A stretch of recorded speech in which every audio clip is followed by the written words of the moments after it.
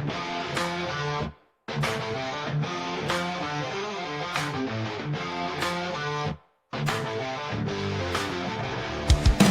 war and darkness we ignite the spark. Flames of fury like the callous heart. Steel meets leather, flesh on fire. Adrenaline rush, burning higher and higher. WrestleManiacs attack, no turning back. WrestleManiacs attack under the blood moon.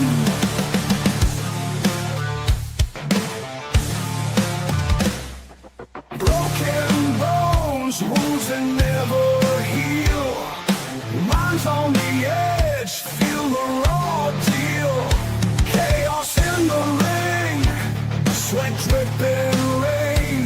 Tear down the walls, feel the unchained pain. WrestleManiacs attack, no turning back. WrestleManiacs attack under the blood moon. WrestleManiacs attack, no turning back. WrestleManiacs attack under the blood moon.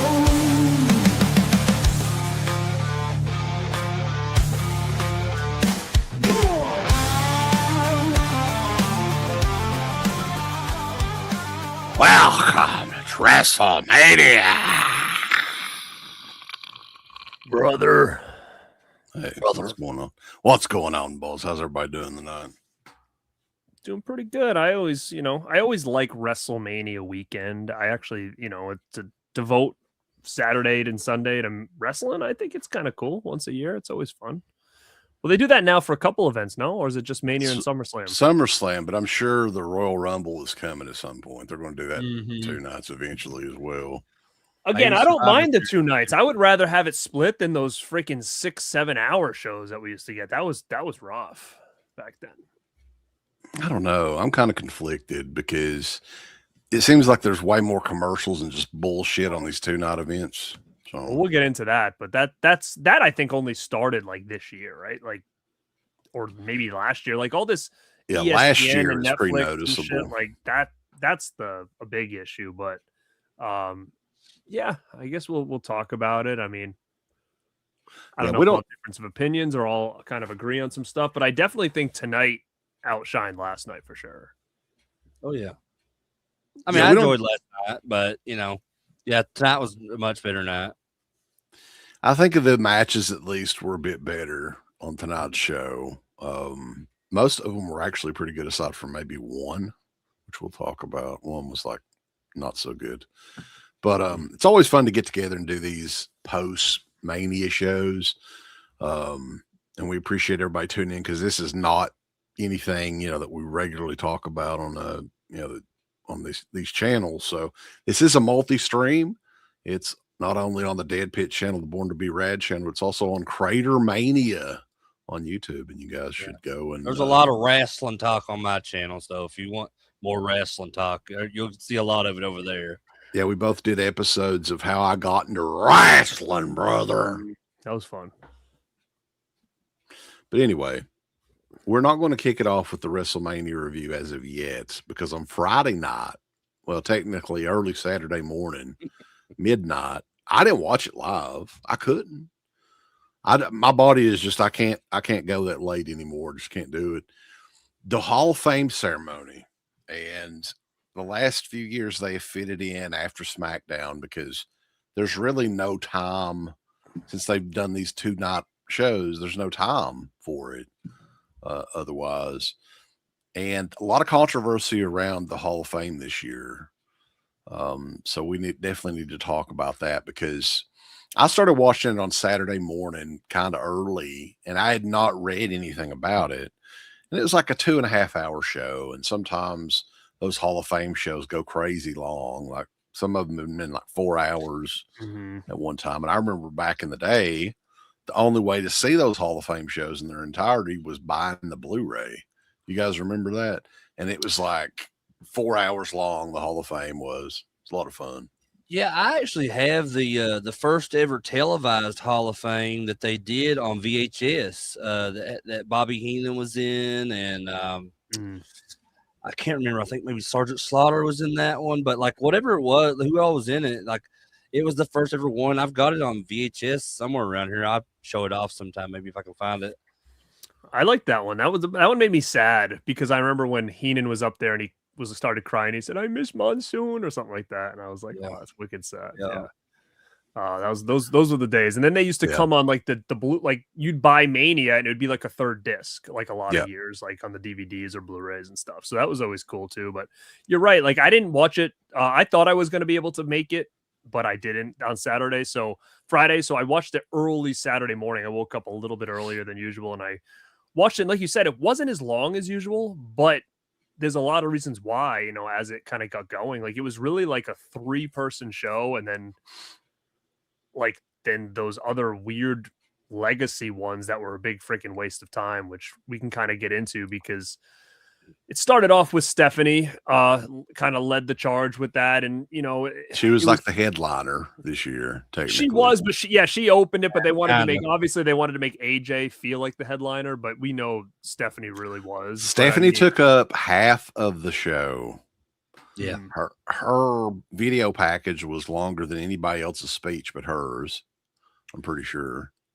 I mean, she had the longest speech. I mean, you know what, though? I will say this, and I don't know if you guys feel the same way, but when they were doing that package for her at the beginning, kind of showing her career and stuff, I actually sat back and I was like, fuck, man, like she was great back then. Like you forget how good she was when she first came out with Triple H, and then she kind of went like she was fantastic, man. Like I think of Stephanie now as like just boss lady, like running the ship, and it's kind of like Divas Evolution, and like all that. But like you forget like how good she really was in that role, like from the time she walked in to like when Triple H and her got together, like unbelievable for someone who wasn't really trained for this. You know, she was the kid of the owner, but like still she really did do really well back then and deserves obviously a Hall of Fame, not only for her career, but obviously because she freaking runs half the company. But still, it was a great package, and it really did kind of bring you back to be like, wow, like she was special back then. I think she's a little overlooked as far as how good of a character on screen she really was.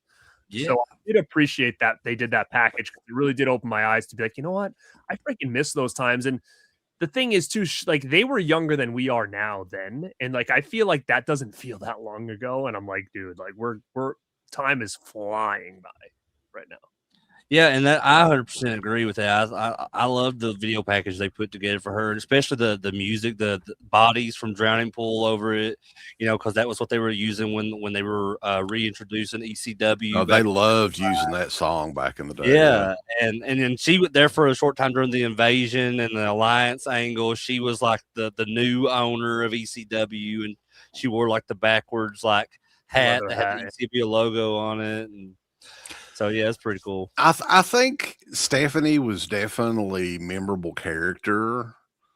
But a lot of stuff rubs people the wrong way with her, and that's including the Hall of Fame stuff too that went on, because you know, you had a lot of people there, legends in the business or whatever, that what was Bad News Brown was like what, maybe 60 seconds. Maybe 2 minutes, if that. Not even that. It was like about a minute. Same thing with Sid.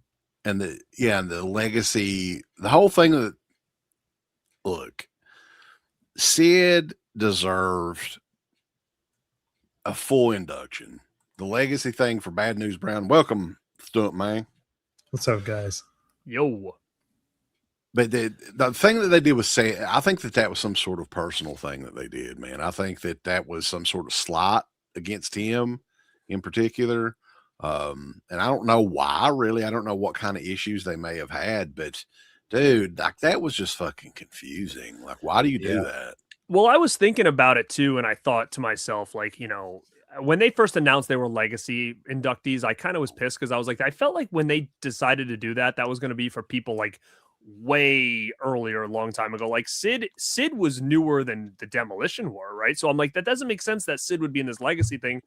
But then I started to think, like, do you think they're going to start doing that for people who have already passed that can't go on stage and give these speeches anymore? Because you're trying to think, like, who would have given the speech? His kids? Like, I get it. I wanted more for Sid, and I feel like Sid 100% got fucked over in that whole thing. Imagine being his family coming out and they're saying, Sid in the Hall of Fame, showing you wave, and that's it? That's all you're there for? Like, it sucks. And Sid was awesome, man. Like, he deserves every piece of recognition he can get. But I'm just thinking to myself, do you think going forward, if the person's not alive, they're going to try to just kind of get through it and it is what it is? I had that same thought as well, but like, if you think about, I mean, they could do that, but like, think about if they ever induct Bray Wyatt. Do you think they're just going to have Bray Wyatt as a legacy induction? Because I don't think they will. I mean, but you'd have people that are around now that can talk about him and stuff, where it's like back then, it's like, you know, who's going to come out and talk about bad news? Maybe Brett could have, right? Maybe because he was in the Canadian Fed with him, wasn't he? And they even had, I think, they had a battle royal at one of the WrestleManias that like at the last two was Brett and Bad News Brown. Bad News Brown wins it. He has the trophy. Brett comes back in, destroys the trophy. You remember? Oh, so Justin said too there was no Sid merch, but there was Rodman merch. I'm gonna look at the site. If there's a Sid shirt, I want it, but I don't. There's know not.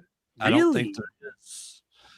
I mean, I haven't looked myself, but I know that Sid's son made a whole big post about all that shit, and like he claims that there wasn't any. So yeah, I saw that too. That's wild. I just think like with Sid, Bad News Brown, he was a memorable character for sure. But in WWF, he didn't do as much as he did in other places. Like, he was big in like Calgary and some of these other territories. Sid was huge in WWF and WCW. He was like champion in both places multiple times, right? I'm like, what the fuck? Like, that's just bizarre. Psycho Sid gets inducted and it's like a minute and a half or whatever. If that he was the only guy to ever main event with both Hogan and Undertaker at WrestleMania. Yeah, I mean, it also too with Sid, it's one of those things that, like, if you would ask AI, show me a wrestler, that's Sid. Like, I used to say this to my uncle all the time. You look at Sid and it's like, what other job would that guy have? Like, that guy like looked fucking like the premier wrestler. Like, he just had that perfect look, the build, the size, like everything about him. And it's unfortunate that, you know, he didn't get the proper induction. I actually think he should have been in it years ago when he was alive. Yeah. But of course, they like to sit on it and fucking wait. And this is the kind of shit that happens. Super intense guy too, man. Like, one of my favorite promos from him is the match, right before the match he has with Hogan at WrestleMania 8. And like, he's just, they're interviewing him in the back and he's like, I don't give a damn about Hulk Hogan and all this. It's like, it's really, all of his promos were that Bro, way. There's no Sid merch, dude, at all. That's fucking crazy. Like, I'm looking right now, dude. There's Stephanie shirts. They actually do have a lot of cool Rodman shirts. I actually would probably love to get them. Like, they have all those NWO ones that he had back in the day. Those are still up. The Rodzillas, the Bash of the Beach, property of NWO. But they even have like a Michelle McCool Hall of Fame shirt. Why? Wow. But that's wild. There's nothing. Who the fuck would buy that? Jesus. It's so bizarre too. Like, to touch on the Sid thing again, like, Rodman gets a full, featured induction into the Hall of Fame. And the guy only had 3 matches in WCW. Now, I get it. It was a big deal. Like, and a lot of people say, well, if they're going to put him in the Hall of Fame, they might as well put David Arquette in the Hall of Fame. And I'm like, well, it's a little bit different because Rodman, I mean, this was like 97, 98. I mean, not only was he, in WCW at that time, and WCW was on the top of the world, but I mean, he was a Chicago Bulls member as well. And, they were winning back-to-back championships around that time. So, like, it was a huge deal, as far as, like, if you look at celebrity inclusion in wrestling. But as far as to put him over Sid as a full, like, featured induction, I think that's ridiculous, Do you think so? Was Rodman in the celebrity wing, or does that not exist anymore? I mean, I guess he was the celebrity wing induction, I guess, this year, but like, well, the Hall of Fame itself doesn't really exist, so they can kind of do it. Right. Well, you know what else though? I'm going to say this. I love Rodman, but his speech was fucking terrible. Do you even understand anything he said? I was like, no, he was just making shit up on the fly. I was like kind of getting nervous that he was going to start saying something he shouldn't be saying, because I was like, he doesn't know what the hell he's doing up there. Okay, I guess Weird, man. that's good to hear. I mean, I thought that was just me, but No, yeah, No. he did. It was bad, right? It was like yeah. at some points, I'm like, is he gonna? I thought he was like saying Hogan's name wrong at one point. I was like, what the hell's going on up there? And then did you even understand anything he said when he was doing like the Hogan impression? He was like, Let me tell you something, brother. It was bad, very, very bad. he was on some good drugs the other night, I tell you. But Yeah, but that whole Hall of Fame thing, though, man, like it used to be a lot of fun to watch, but anymore, it's just a bunch of bullshit. Like I did not. It was cool to see Warlord and Haku Arn and those guys Anderson. yeah, induct Demolition, and it was cool to see that. But man, those speeches used to be so much longer and a lot of, it's just a lot more to it. And but do now you it's think just- that they cut them on purpose, like because people always bitched about them being long? I didn't mind them being long because I love stories and stuff. So, but I They know a should have lot cut of the people always had a Stephanie one. problem. It was painful.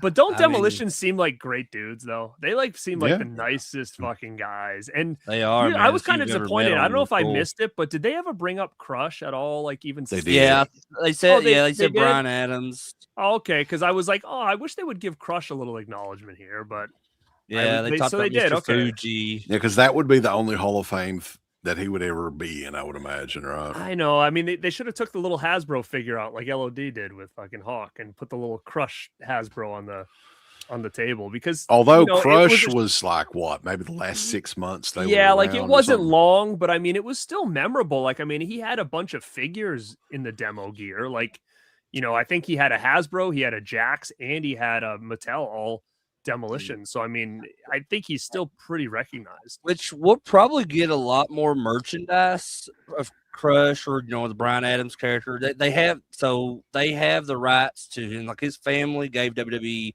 the rights. So I'm kind of surprised that he wasn't included in the Demolition induction. I mean, even though they did mention him, but I mean, like they just in the video game that's out now, WWE 2K26, in the DLC, they just added Demolition and Crush is a part of that. But I'm hoping to see like maybe some new cool action figures or something of him going forward. Well, they said, was it Major? But Major just did the big rubber guys of all three of them in a 3-pack. That's pretty sick. Yeah. But Hmm. yeah, I always liked Crush in there. I wish they would have included him a little more. But I'm glad they mentioned him because I thought I missed it. I did miss it. I thought they didn't, so I was like, shit, that sucks. But no, I'm glad they mentioned him.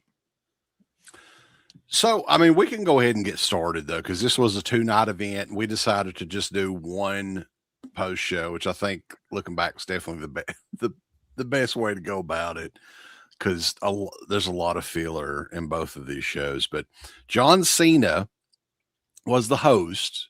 They brought him back. He had just retired, 3 months ago, Yeah. and already brought him back to host WrestleMania. Which, have they had a host? When was the last time they had a host for WrestleMania?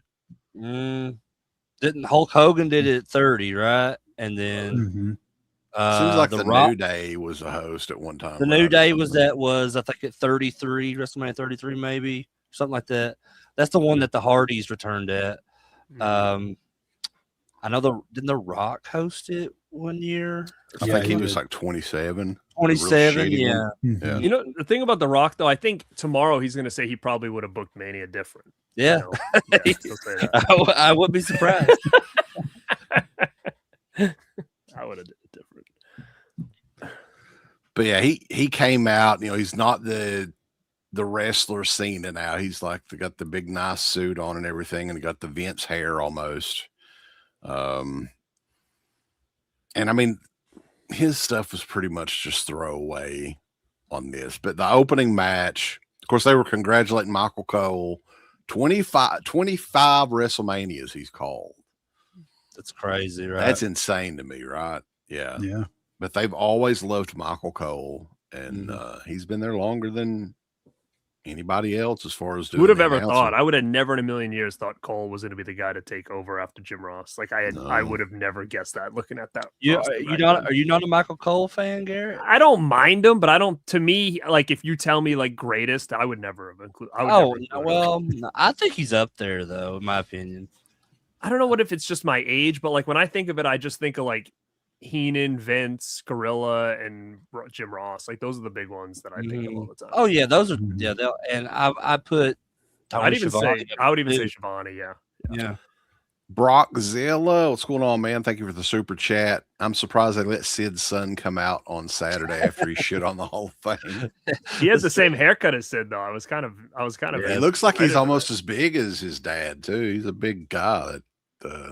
What was his name? I can't remember his name, but the oldest son. They're gonna put him in the. They're gonna hire him after he said that to make him feel better. You're going to NXT, pal. Oh, all right, cool, thanks. And We what got was, another what's co-host the little in here what was the tonight. little cowboy guy? What's his story? Yeah.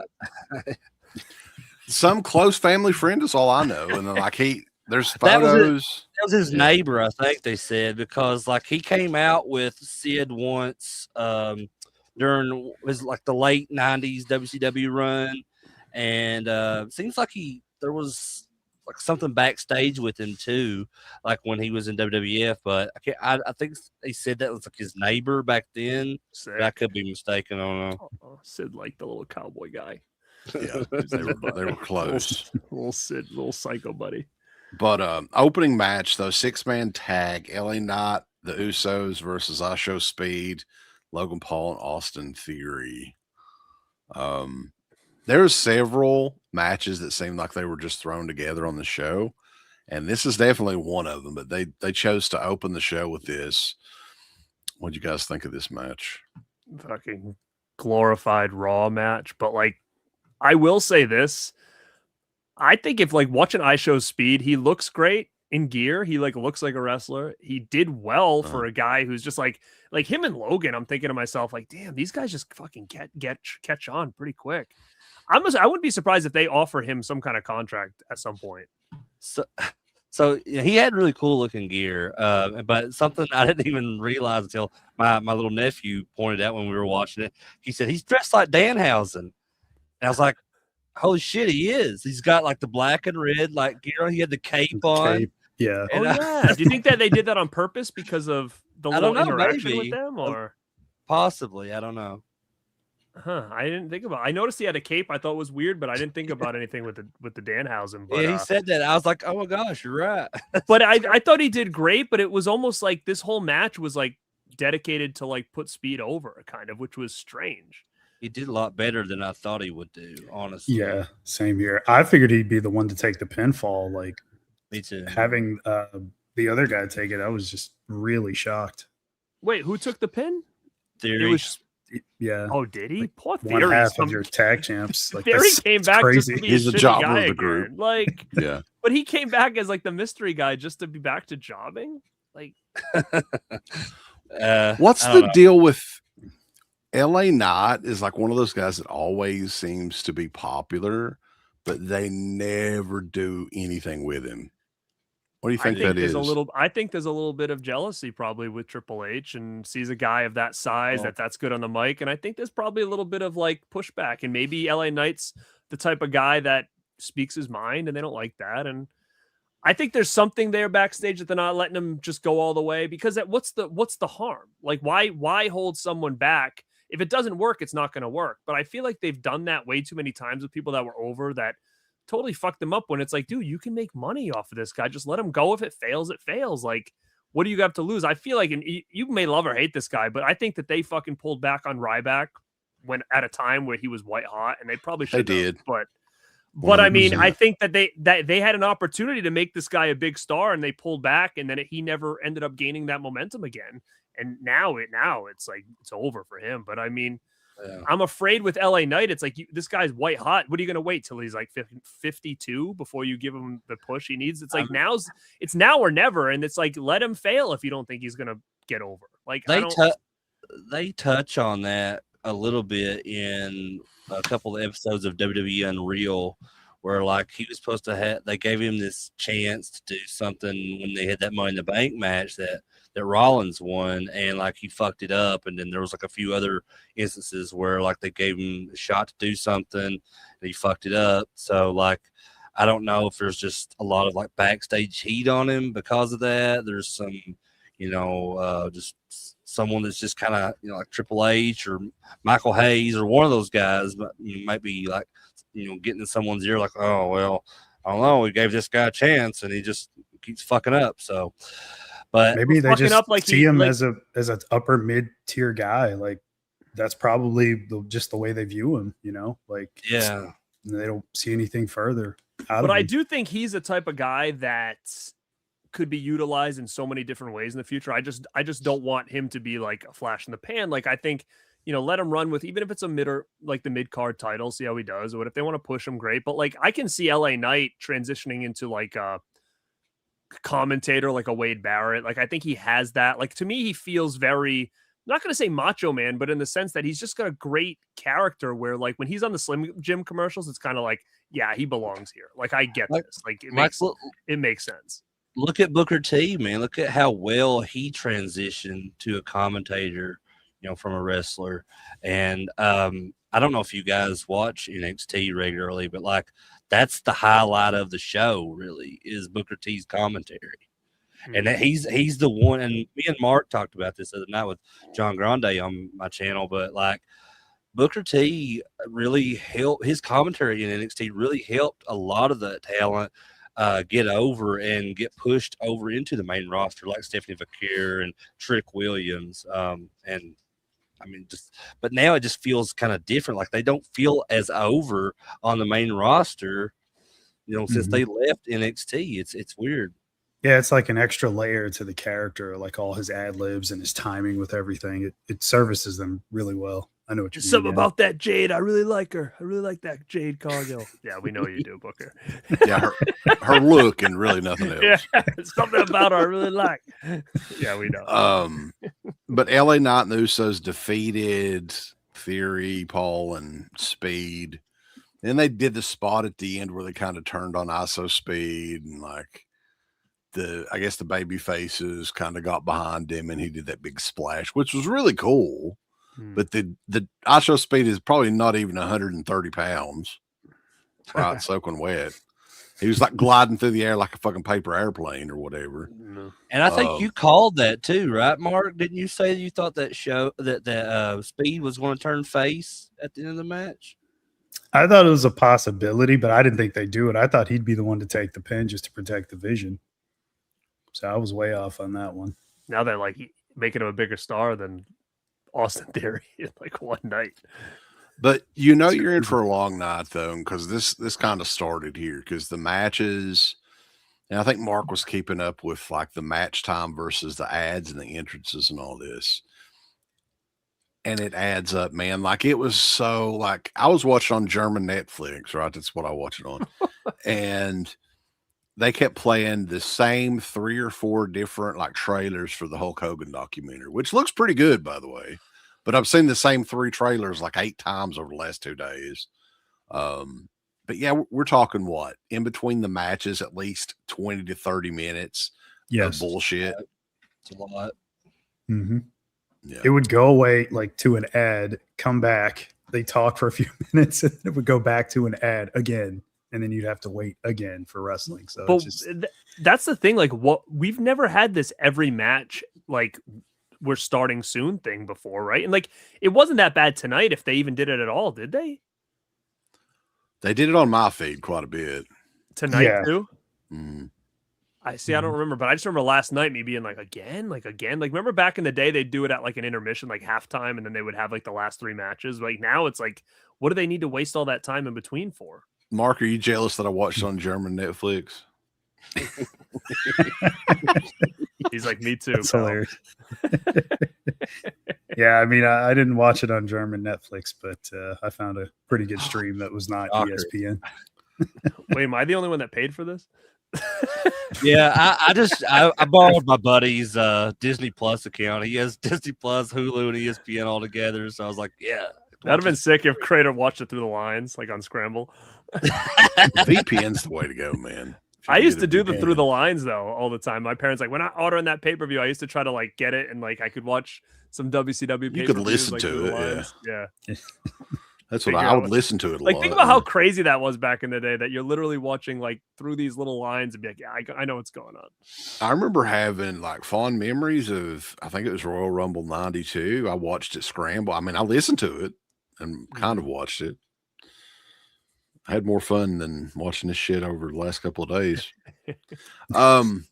Next match, though, unsanctioned match. I think this is the next match. Yeah. Jacob Fatu and Drew McIntyre. Jacob Fatu's like, he's a beast.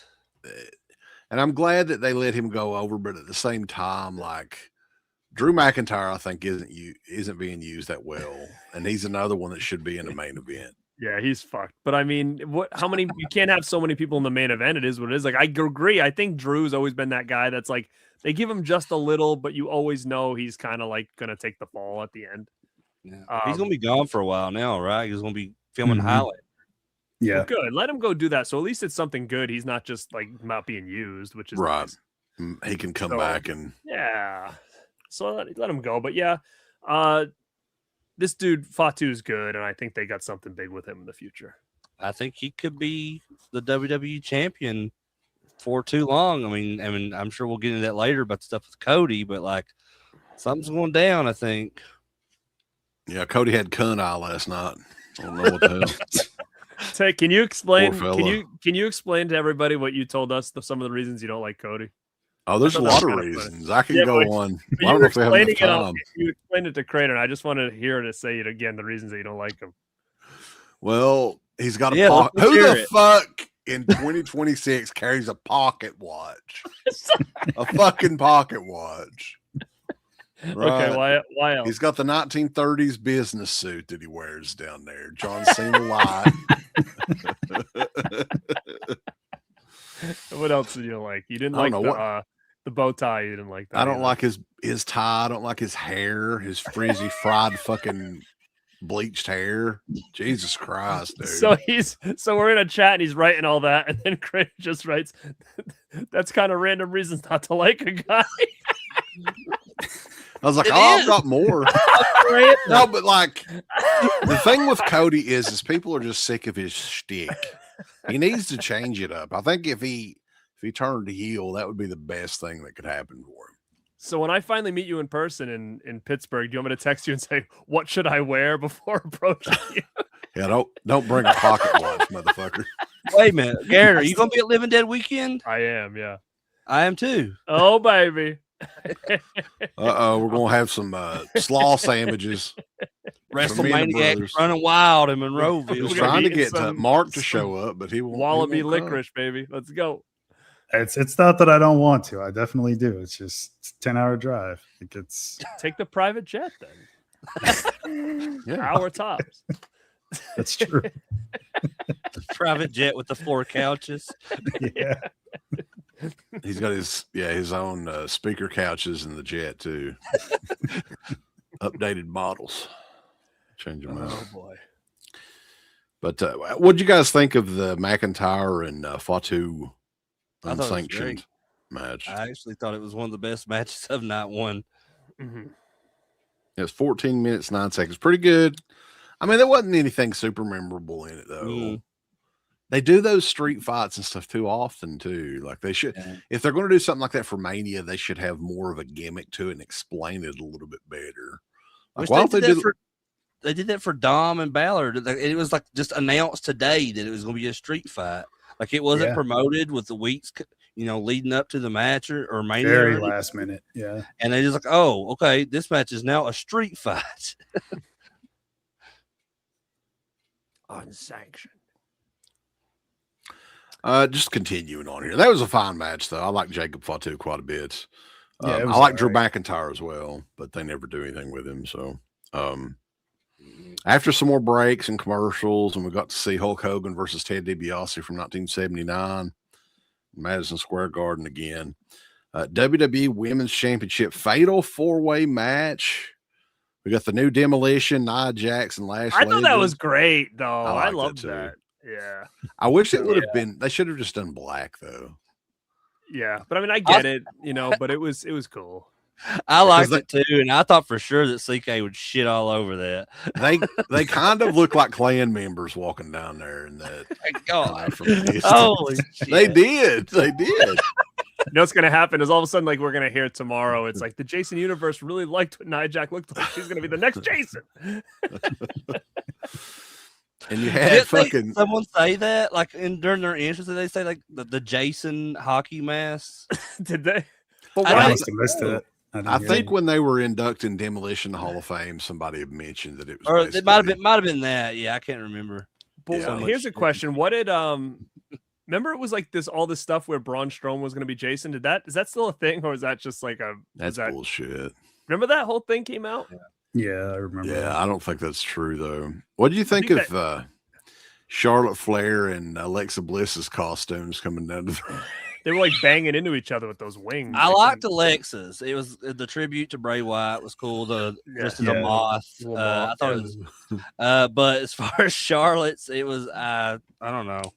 It just kind of felt like a throwback to the whole Divas stuff and like the butterfly Divas title, and I don't know. And it's odd because like a lot of these chicks are coming back. AJ Lee, Paige is back now, and that was during that whole Divas, the Bella twins.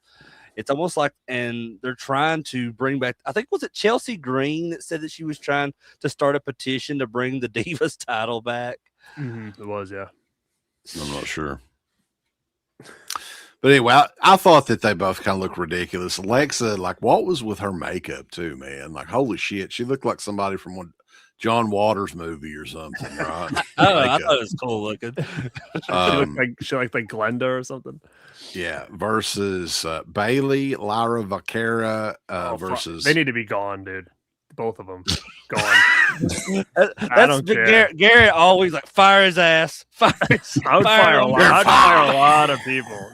Bailey gone and Lyra gone.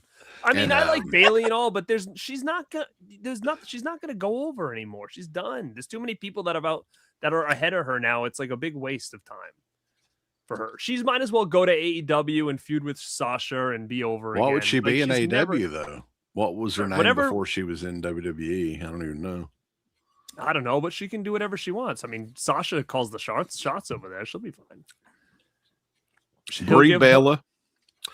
The Bella twins originally, but Nikki got injured. They never did say how. I don't know if she was doing some tricks in the bedroom with somebody or she deflated one of her tits or something. Yeah. But I had heard rumors though that Paige was going to be the replacement, so I was kind of expecting that. And yeah, she came out. Her first match, I think they said since 2017 in WWE. So I didn't realize it had been that damn long. Holy shit. Time flies, man. She looked great though. Yeah, I'm happy to see Paige back, dude. I'm so happy to see. I would rather have Paige there than Bailey. Like, I mean, I think Paige is a bigger contender at this point if they want her to be. So I was stoked. I always liked Paige, always. Even when she was in AEW, she didn't do much, but it was good to see her back in the ring. I think her career ended way too early back then, so it's good to see her getting, a little bit of more.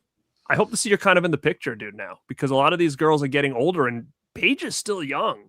She's been around a long time, but she's in her like early 30s, dude. Like a lot of these girls are pushing, mid 30s, 40s now. With Paige, because she started so young, at like 18. Yeah. The only issue though is her, her back and neck and all that she's had problems with. So just have to see. And that was cool to see. I guess her win the championship, but with the only downside is it's with a Bella twin, and I can't stand the Bellas.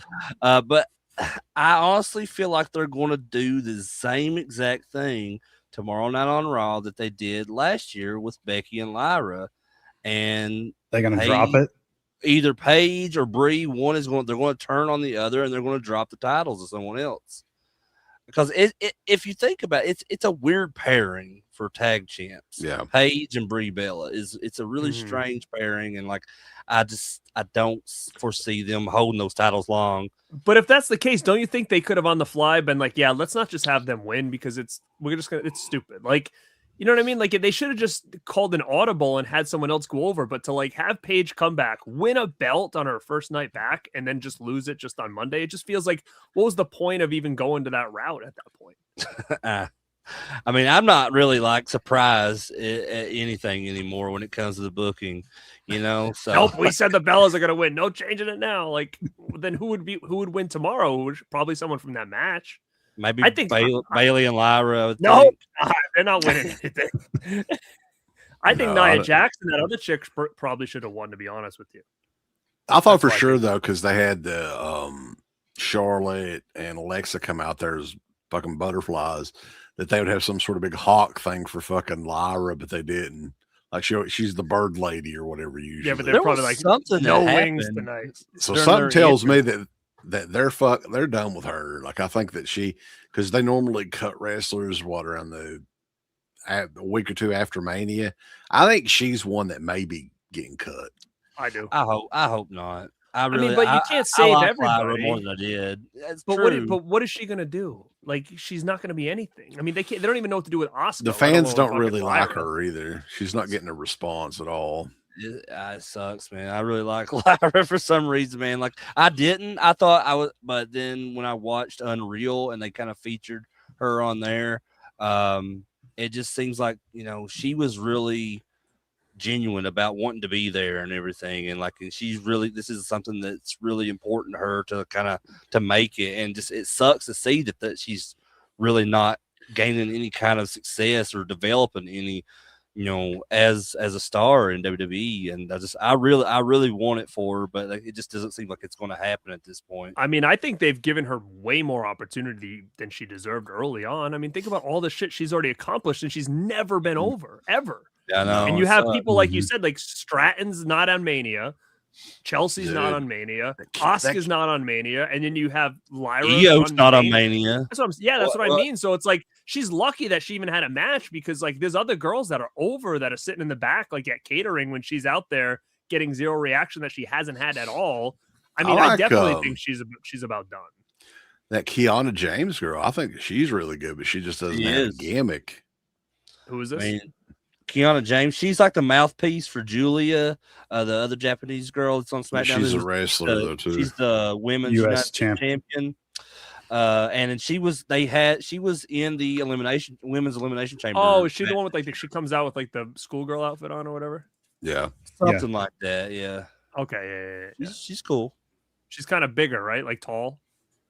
She's not really. muscular. She's kind of Oh, is that what muscular. I'm thinking of? Big fake titties. I've never seen Julia because I watched SmackDown last week. That's the only time I ever watched it. So I've never seen her work at all. So I Yeah, don't know. they I haven't don't given really her know. much to do. I really. found it interesting that they, you know, she's the U.S. champion, the women's U.S. champion over on SmackDown, and then, you know, Io Sky, one of the biggest women's stars in the entire company. There was not a single Japanese WWE star on WrestleMania this year, was there? No, they made them all sit in No. the back. It's like EO came out or whatever. You're sitting next to Shinsuke over here. yeah, she was in like part of that, but like, I mean, she didn't actually have a match of her own, and like, they're not doing anything with Nakamura unless just having him like having backstage segments with Tama Tonga on SmackDown, and I don't know. put if they're- asses in seats, brother. I don't know what they're going to do with all that shit, but I'm just tired of the MFTs. I know that. Fuck those guys. Yeah, they'll be on the chopping block too. Fucking corn on the cob, whatever his name is. He's Who? gone. Who said Shinsuke? No. Yeah. Jason Bob. Mateo. Oh JC yeah. Mateo, man. I don't watch SmackDown, so I forget they're still around. Oh damn. Anyway, Is he continuing still on. there? Garrett's Yes. a part-timer fan. Yeah, that little rhino, the little All rhino those guy guys is still too. Tala Tonga. What a fucking. I saw He's him like at a the Battle Royal the 7-foot other Kirk night. I didn't know Hammett. So he looks like. what the hell he was. Like All that right. Battle Royal on SmackDown. Remember, I messaged a guy and I said, "Dude, I don't know anybody in this match except like Cardona. That's it.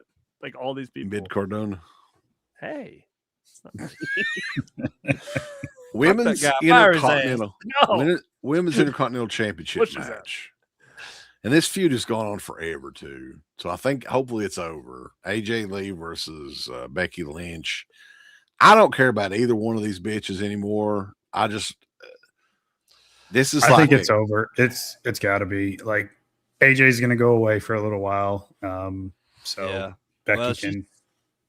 she said something on the post show about how she was leaving AJ, and then Yeah, like I think her contract's probably was only for about a year or something like that. I think she's done for a when while. nobody really seemed to care too much either. Let's be Nah. honest. I don't think. I mean, I usually one of the most positive people you'll meet when it comes to wrestling, and I didn't give a shit about the contestants. Here's how much I didn't give a shit because me, Mark, and John Grande did a prediction show the other night, and I accidentally left that match off her predictions because I forgot about it.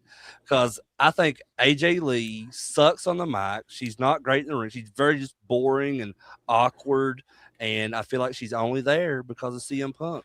She had more confidence like way back, like around 2013-ish. Like Yeah. now, I think her time away has hurt her a lot. She was very You gotta- uncomfortable on the mic. She was every 10 segment she years. It was had. 10 years away, right? So that was quite a Yeah. long time, and didn't Yeah. do anything in wrestling. But do Yeah, you it wonder, definitely like, shows. do you think it's a confidence thing, or do you think she just doesn't want to be there and she's pretending to want to be there, and that's where it's coming off I weird? think Because 100% that's what it is. when I met her, and again, when I met her, it was closer to when she was around than now. This was years ago, but I mean, she kind of was very standoffish to everybody. Like it almost seemed like she didn't even want to be there doing the autograph signing and meet and greet and stuff like that. I don't know. I just feel like she's there because Punk probably begged her to do it because it's going to make him look good in the WWE's eyes, like getting More her money back for them as a family. yeah, and I too. think she probably was just like, yeah, I'll do it, and then I'm out. Like I just feel like she just doesn't. It's not in her anymore to care. And I think she was good back in the day, but I think that was a weird time in wrestling. Like you said, it was more like the Bella era that she was feuding with and Caitlyn, and so I don't think she's ever really had to work with some of these better wrestlers. Like because she left kind of when Paige got there, so I don't think she kind of really had an opportunity to work with these women that can really go.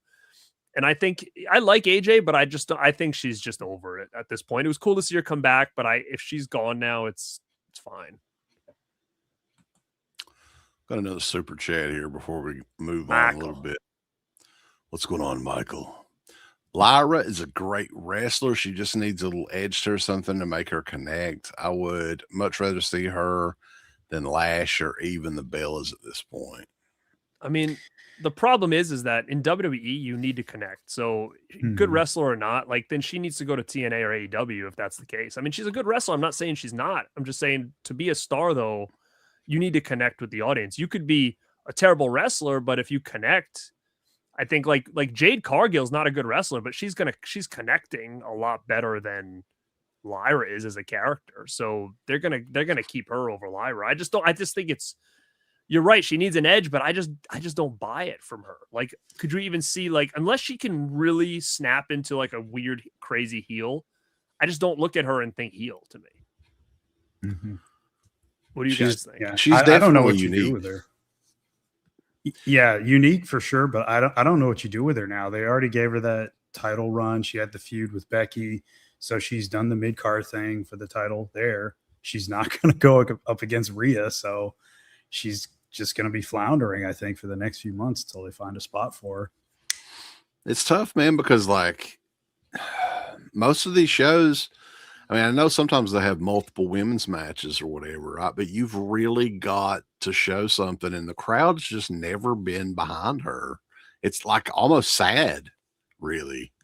And they gave her opportunity to get over as a baby face too, and that's the thing; it just never connected. yeah, I thought that match tonight with her was probably the best that she's looked in WWE since. He's so passionate about it. you're getting emotional. No, he about yacked. Man, I fucking got choked while I started coughing. Had a coughing fit. I had to go out of here for a The second. greatest match I've ever seen in my life. It's still It real to made me. It's still real to me, damn it. Talking about Lyra, kind of all.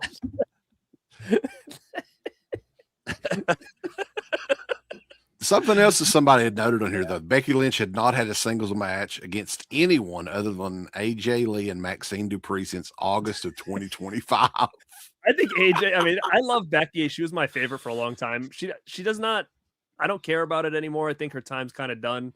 I don't want her to go anywhere else, but I just feel like she's another one where she just doesn't feel like she likes it anymore. I feel like she just comes out like she's doing her job. Like that's the feeling I She's get. Now. 39 years old now, and I know that she did say recently in an interview, I think it was with Chris Van Vliet or somebody, she said this was her final run with WWE.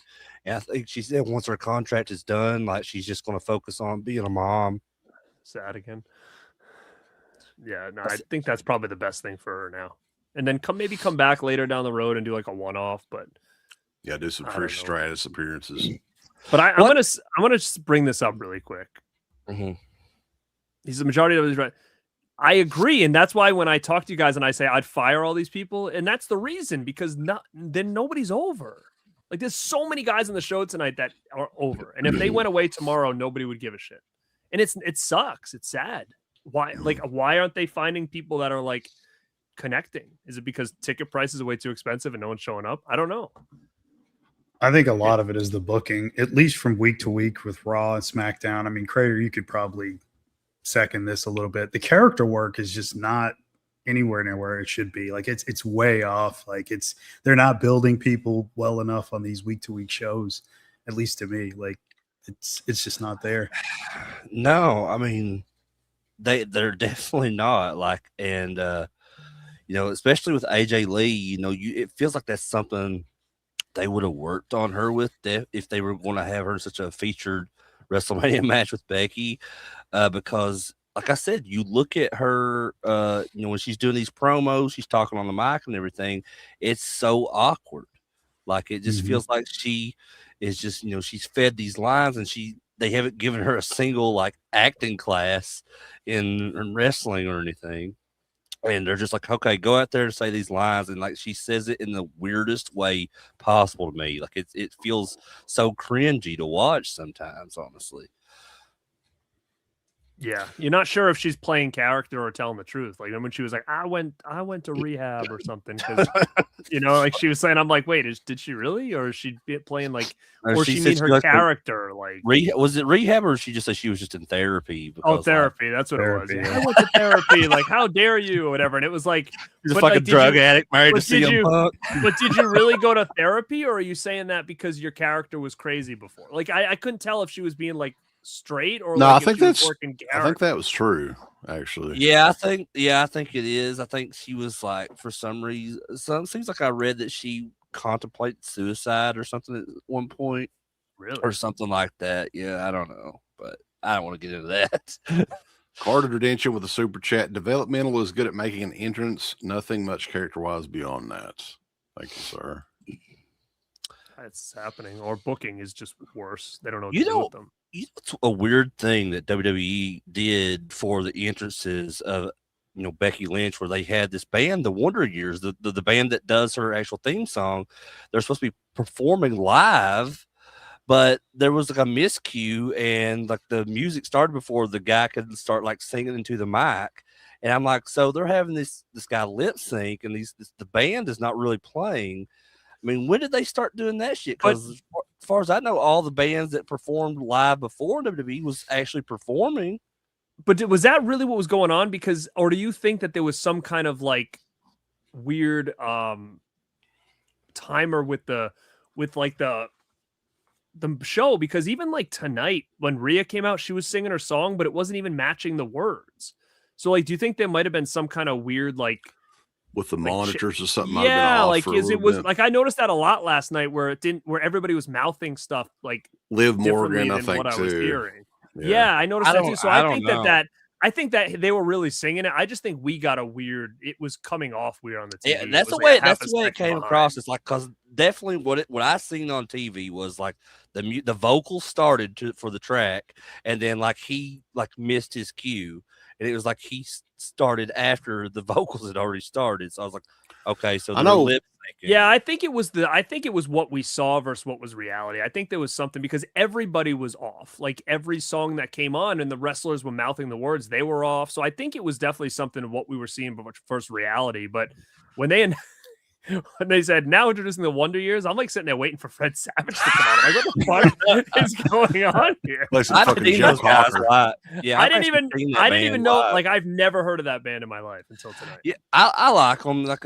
I was surprised when they actually, because they're kind of a very random, like post-hardcore genre band, and when they got them to do Becky's music, I was like, oh well, the only way they've had to do this because Becky probably likes that band, and but I've seen those guys live a couple times, and like they really put on a good show, but like that's why I was so kind of let down. I was like, is WWE really just going to have these guys like mimic a backing track or something? Well, I know That's a what lot it of the- sounded like. It a didn't lot of sound the live. times it's easier for them to just do that rather than set it up for them to play live and actually sound good.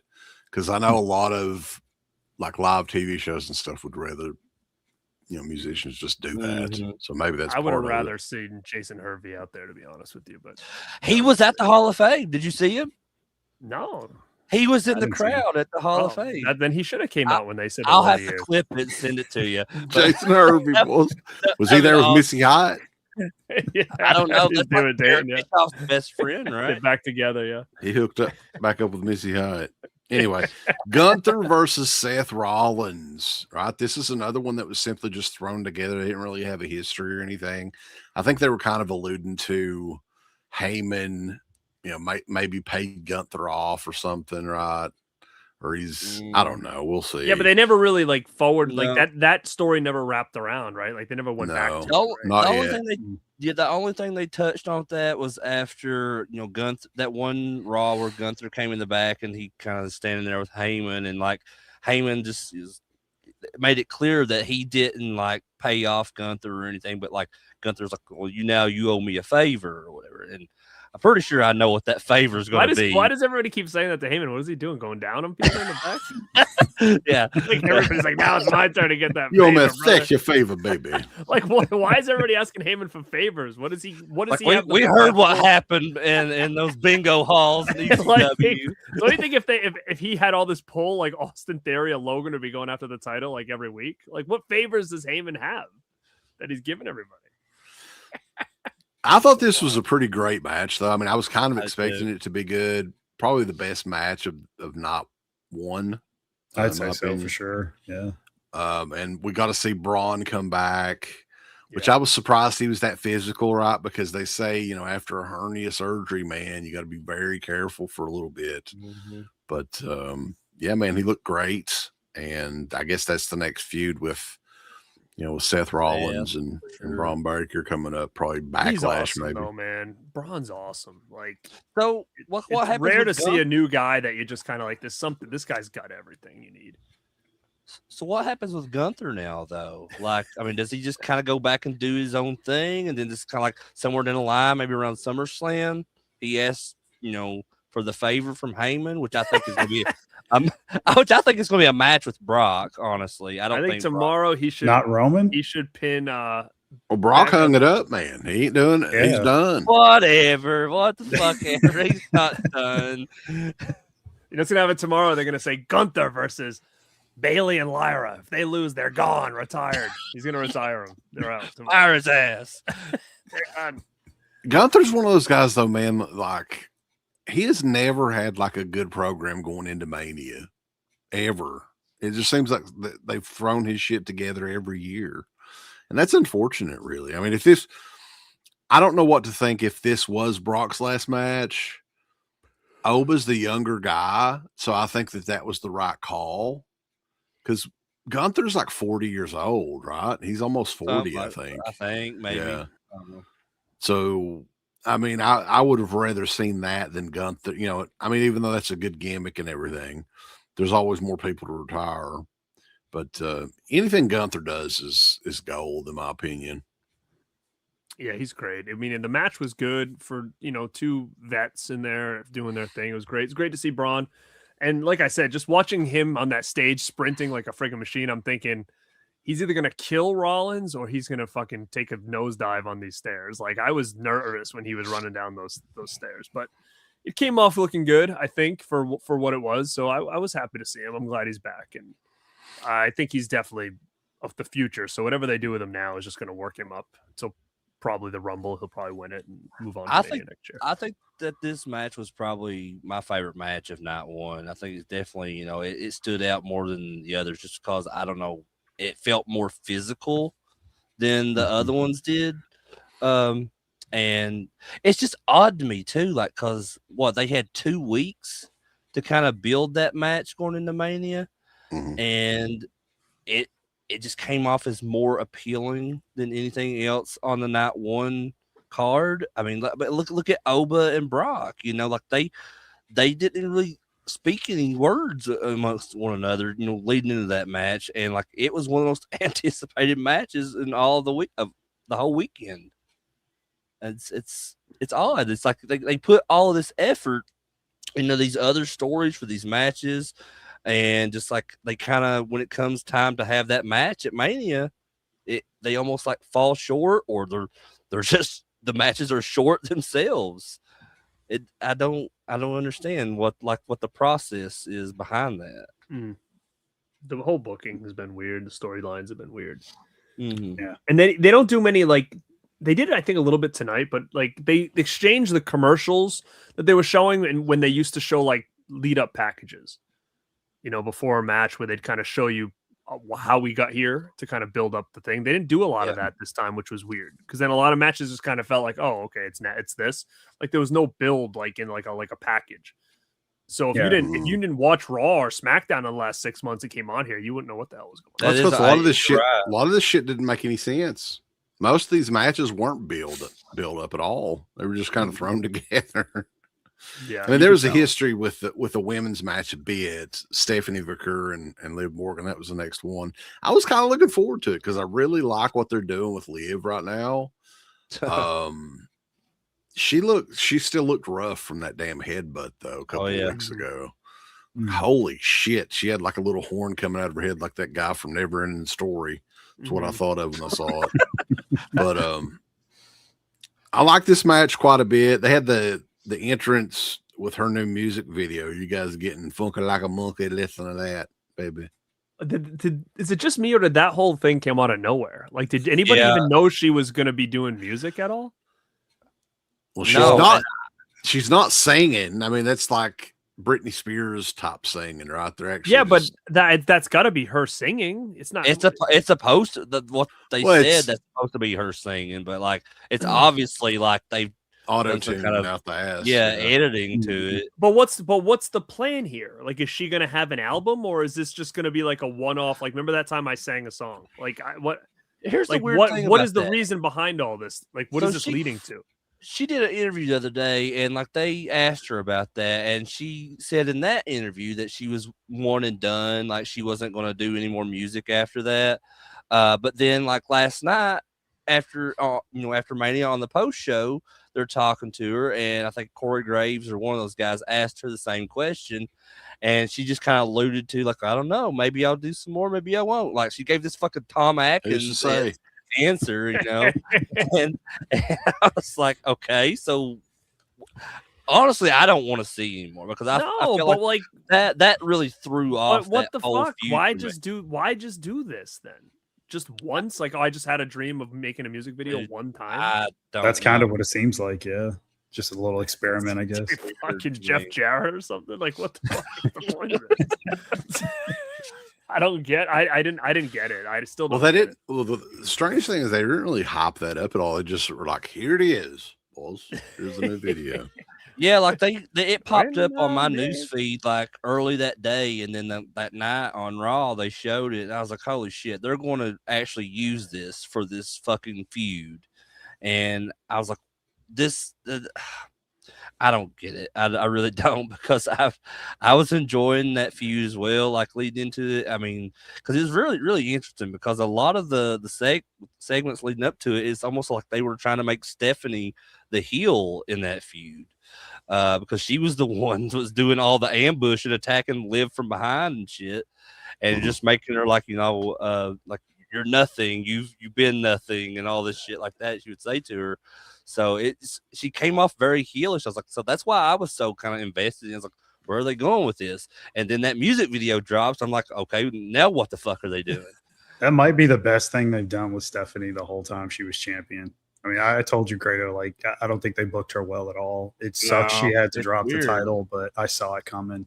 It's like what I said earlier, you know, like she was awesome. Like she was so over Yeah. the moon in NXT. But then, like, since she's came to the main roster, it's kind of like, what are they doing? But I feel like she was Exactly. doing better on the main roster until she got the title. Like I feel like she was really building up, and then when she got this belt, they didn't know what to do with her. But I will say this about Stephanie: there's not many people that have this aura about them that when you see her walking to the ring and stuff, you're like, she's special, she's a fucking big player, and she doesn't ever have to say anything. Like because she doesn't have she's got a lot of broken English, she doesn't do a lot of promos. She's not very animated. Her charisma is like, it's just there's something about her just walking to the ring that it's just, she has a great presence that I feel like there's not a lot of people that can do that without having like this insane charisma behind them. It feels like if they were going to, you know, do something with her, you know, big time, then they should give her a manager, like a mouthpiece. You know, I'd put like, I wouldn't want to say put Paul Heyman with her, but like, you know what I mean? Like just find someone that can really talk good on the mic, and just because that's what they're doing with Julia. Because Julia, you know, she speaks really broken English, so they put Kiana James with her to kind of talk for her. I mean, I feel like they should have done the same thing for Stephanie. Yeah, something's going to give with her. I mean, I think she's always going to be a huge star. I just think that they didn't know what to do with her when it came to feeding her talent as a champion. I think she's probably better either chasing it or maybe as a heel. I don't know, but I think it's Liv's time. I mean, Liv's had a great run the last couple of years and not really had that time to kind of just like hold the belt and shine. So I think it's her time because she had the belt and then got hurt, right? Isn't that kind of what happened? To her before? Yeah. So yeah. So yeah, new women's world champion Liv Morgan. It was about 7 minutes. It was a fine match and everything. A lot of interference and plunder and all that. And then they did what? Fucking Justin. What the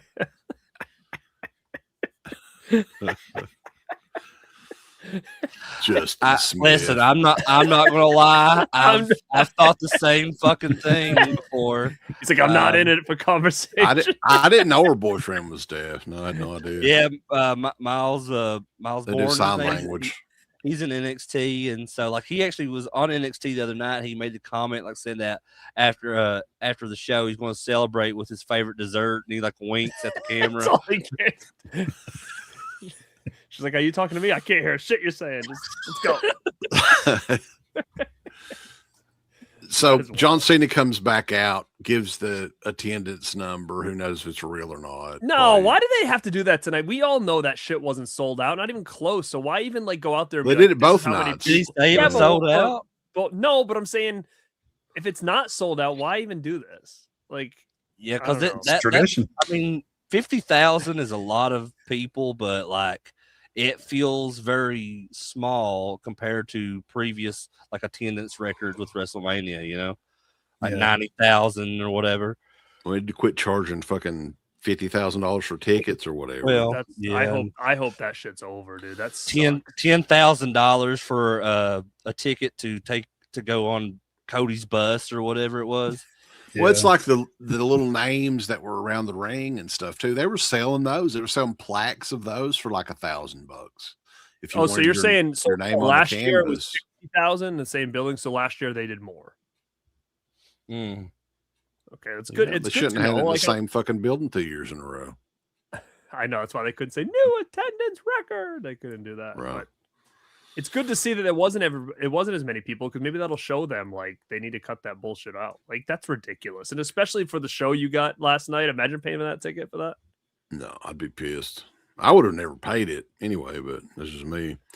Bianca Belair, though, come back, man, for the first time in it's been well over a year, right? Yeah. When's the last time she was on TV? Right after Mania of last year, I believe. Mhm. So everybody's excited she comes back and everything. She's got this big fucking gown on, and like it kind of gives away. Like my wife was like, "Oh, she's pregnant, right?" And yeah, I guess that was the big announcement. She unzipped her rose gown and had a little belly. So congratulations to her.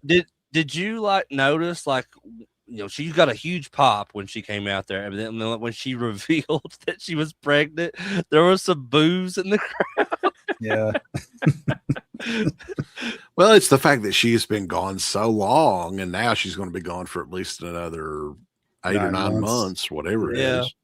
So she's gonna be out. Like she's not gonna, after like she's had the baby and everything. It'll be like almost 2 years, right, since she would last be on there. They did not have an ad on her belly. I was surprised by that. Yeah.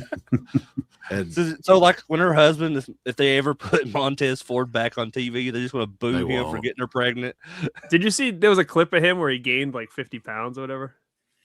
he fucking No. sucks. Oh, you didn't see that? It was like a What? house show, and he Those came out. like guys suck Montez ass. Listen, Wow. like okay, Montez Ford is fucking talented as hell, dude. He is, but Right. did you see? They showed him on a house show, and he looked like he was like as big as the other guy now. No, I haven't seen him in months, dude. They haven't had him on they TV showed a or video of him nothing. on like a house show, and they're like, "Look at Montez Ford." He turned around, he was like, "Go like this," and he's as big as the other guy. Fuck If both they of And those he used to guys. be- if they could get him away from the tag team stuff, the Street Profits, I feel like that dude would have a good chance of being a really good star for the company. But like Do you remember just- before the Street Profits got together? What's the other guy's name? I don't even know. Angelo like- Dawkins, He had the fucking gimmick that he act like he was stirring shit in a bowl. Yeah, well, I've always called Angelo Dawkins the dollar store D'Lo Brown. remember like the other guy when Mix it remember up. when the Heavy Machinery came up? I liked them as a team, but then when they put the other guy Dozer by himself, the other guy was fucked. Remember they got rid of him Yeah. like right away. Well, you they could predict released it. him, yeah. Yeah. But they were a Yeah. cool team with the they were kind of very 80s like, but they were kind of cool. They'll be back at some point. Street think- Do you Profits. guys think Oh. this was odd? They had after this segment, they had a Wheatley's vodka. I fucking hate vodka, by the way. God damn, who the fuck drinks vodka? But anyway, Hacksaw Jim Duggan randomly shows up in that commercial. I was like, what the fuck? What? I must have missed this. He was on the German Netflix, that's why we didn't see it. He must have been on the German Netflix. But I swear to God, I Hacksaw didn't- Jim It was on Duggan. mine too. Yeah, Hacksaw Jim Duggan's in the commercial in the background. Okay. You have to go back and rewatch it. I'm like, because he's basically an extra in the commercial. But other than that, the commercial sucked. And they did plug WrestleMania 43, Saudi Arabia next year. Ah, that's the Mm-hmm. worst. That's gonna be worse than this year. Do you guys think, like, how is that going to work as far as like the Hall of Fame? Are they going to do it over the span of 2 nights? Again, I don't know, but I wish they would just move the Hall of Fame to like on Thursdays to where they don't have all this other shit that they got to do or that move day. it to SummerSlam or Royal Rumble or something. Something like that, man. Mhm. Because like there's just too much shit going on during WrestleMania week because like they do it the same night as SmackDown, and everybody is already wore the fuck out after SmackDown. And they're like, well, we got a ticket to the Hall of Fame, we better go. It costs like- us like $1 gajillion to get there. And then, like the Hall of Fame guys, they're not going to have them in fucking Saudi Arabia. They're not going to That's bring all right. those people up. They're not going to come over there. No, they'll just have them like live via satellite or something. Would they maybe have the Hall of Fame somewhere in the United States and broadcast it in the Maybe, United States? probably. Like probably. pre-recorded. Yeah, I could see that. Mhm. Yeah, because you're gonna need to have those stars there. That would be the only thing that makes sense. I think is just Yeah. like And then pre-recorded. like the Like how- WrestleCon stuff, they're not going to be Yeah. able to have that. Well, no, I don't know. They might. It just depends. Like I don't Who the think it'll fuck be. is going to come to Saudi Arabia though, man? Like how many people are going to travel and go over there? I would. Oh, wait a minute. I'm thinking of the WWE World, like the WWE convention day. But so WrestleCon, yeah, they probably won't do that at all. But like they might do it like that weekend somewhere in the States, maybe. Mhm. But like as far no, they won't. They won't bring. Why don't that. they go back to Wembley again? Like I feel like that was so fun to do something there. I don't know. That's a good question because like AEW did that one pay-per-view, like All In or something, the one that where Punk like was his last match against Samoa Joe there before he like left and came back to WWE. Like they did that show at What would Wembley. be the time difference? Is it like 5 hours or something? I don't know. what in the UK or over in Yeah. Saudi? No, UK. it's in the UK. I think it's 5 hours. I think it is. yeah, 4 or Yeah. 5, something It's like that. definitely not as extreme as like the Saudi shows are. Yeah.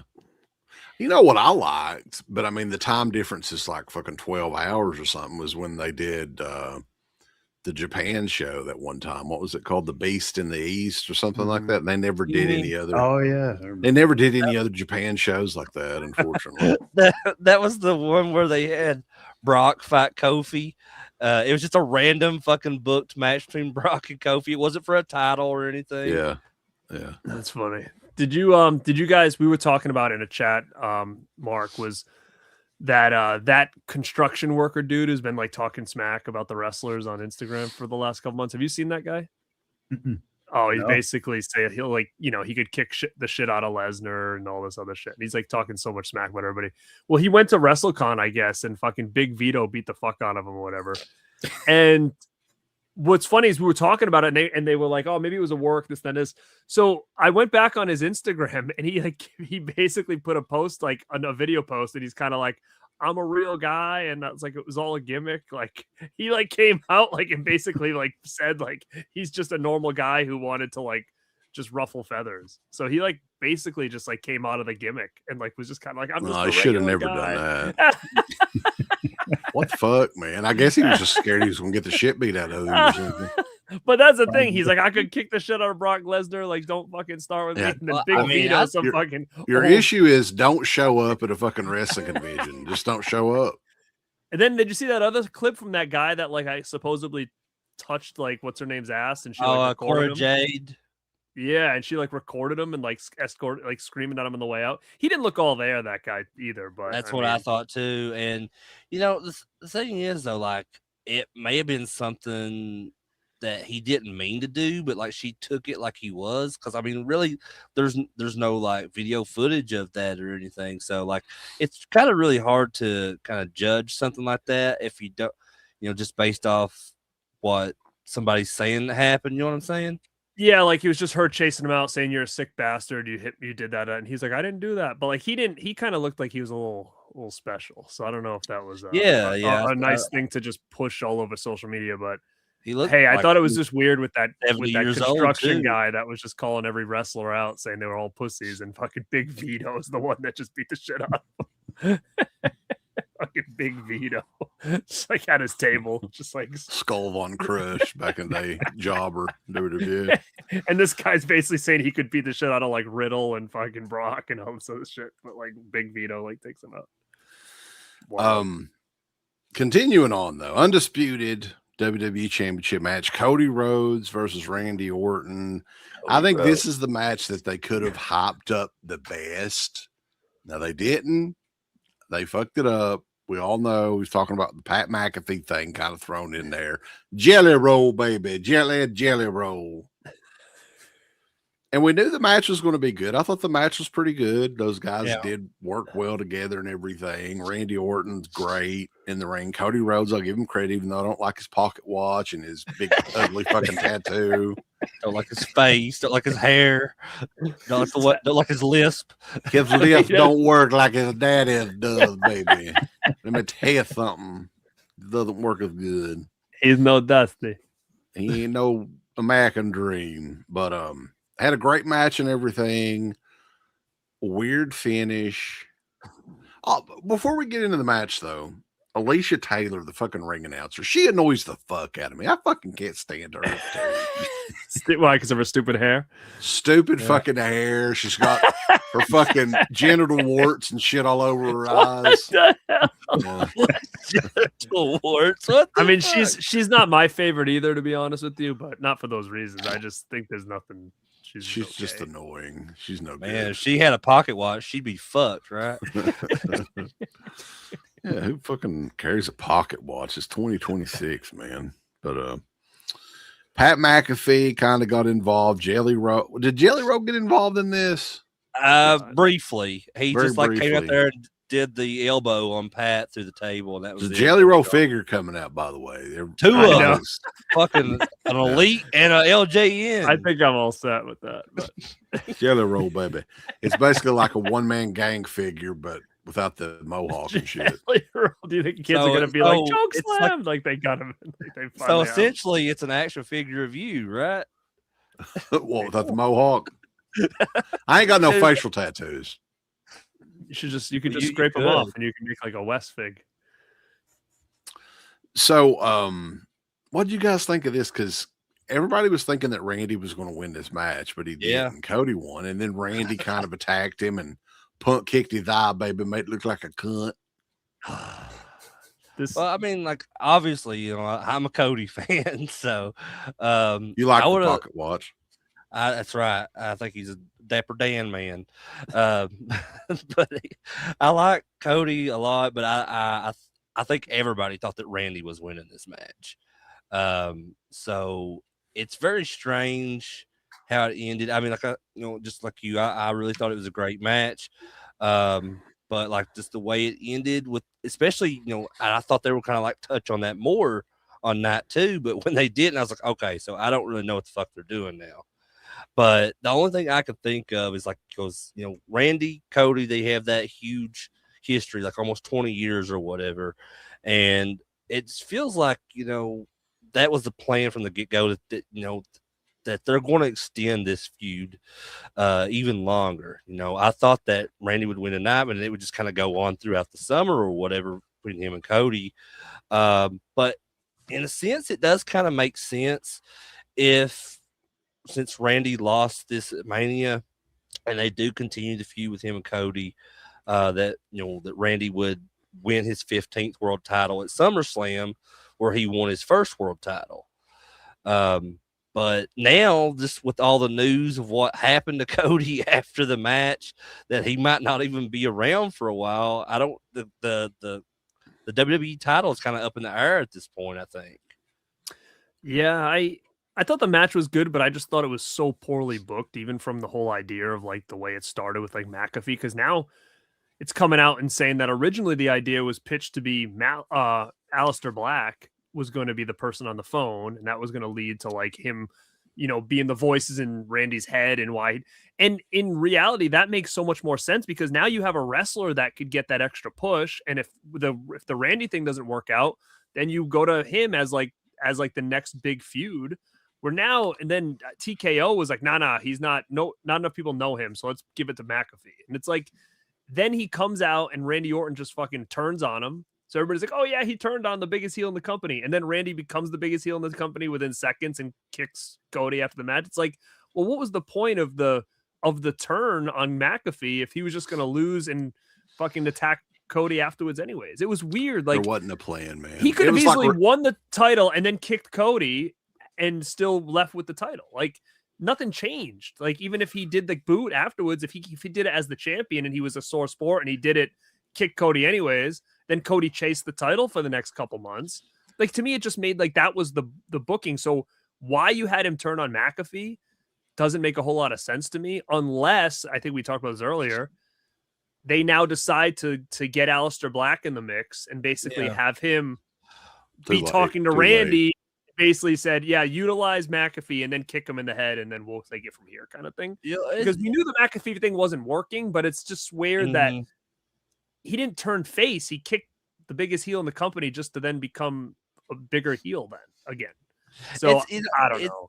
It's weird. It's interesting because you talk about the Aleister Black stuff, and like I guess it's like the SmackDown before Mania when they were showing Pat McAfee and Jelly Roll out there talking, and then like even stuff when Cody Rhodes is coming out there and Nick Aldis, they're all kind of standing outside, and then you see Aleister Black is in the background of all those shots.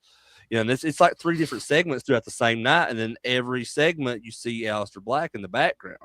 So is he going to be a part of that eventually at some point?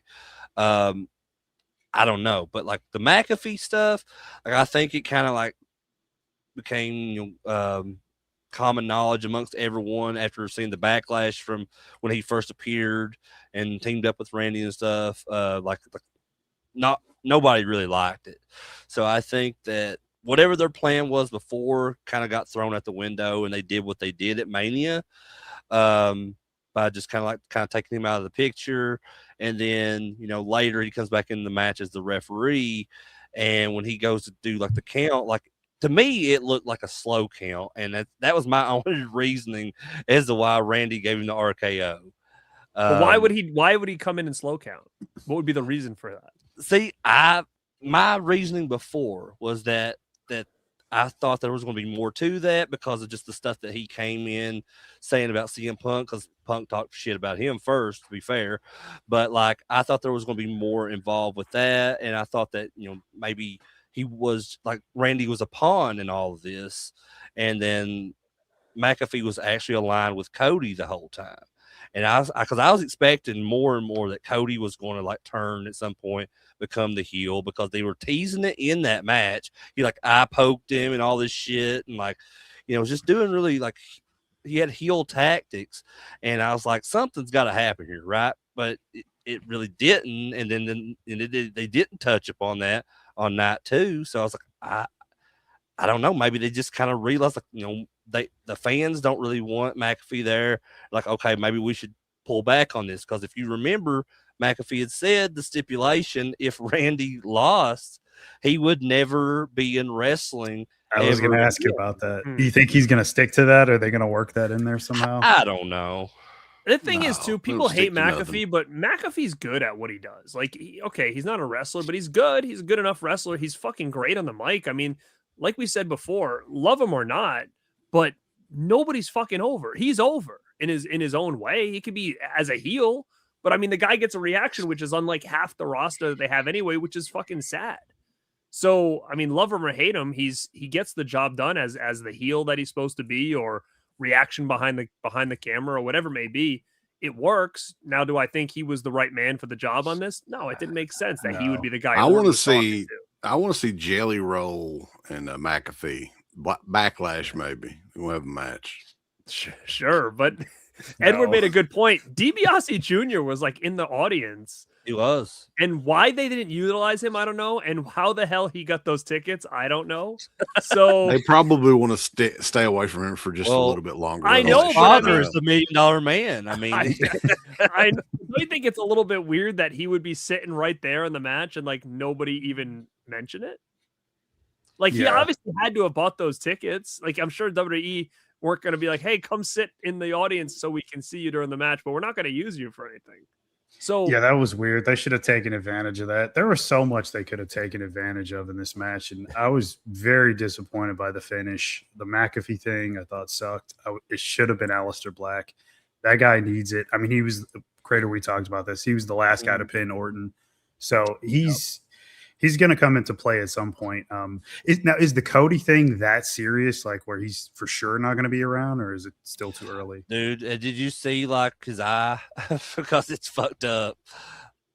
Yeah, I mean, I saw that, but like, I don't know, like, because like I don't know if they're just like, if it's that bad to where like they're just trying to turn it into a storyline or something, because he was supposed to have like all these meet and greets and photo ops and shit like that today at WWE World, and they canceled all those because of the eye injury.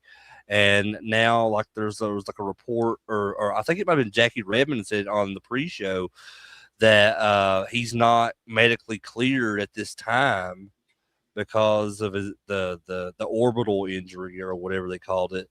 So I don't know. It just feels like if they do end up taking the title off of him, they should maybe, I guess, do a tournament or something, and which Jacob Fatu should probably win. I don't know. I don't want to see any more tournaments, but thank you, Michael, for the super chat. He says, great post show tonight. I can imagine how hard it would be to book a show. I realize how different every wrestler hits for different people. Yeah. they definitely that's do, true for sure. But But let's move on to not two. But as we're still night on one night though, one. like what's your as we run it down, like I know we talked about it before, but honestly, like I think this night one is probably I'll never go back and watch this again.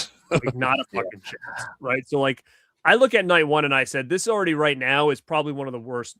But I can't say that about last year either. I've never watched that again. So I don't even remember what the hell last year was. I never go back and rewatch any of them anymore, really. I mean, it's, anything post like 24 or something I've never watched again.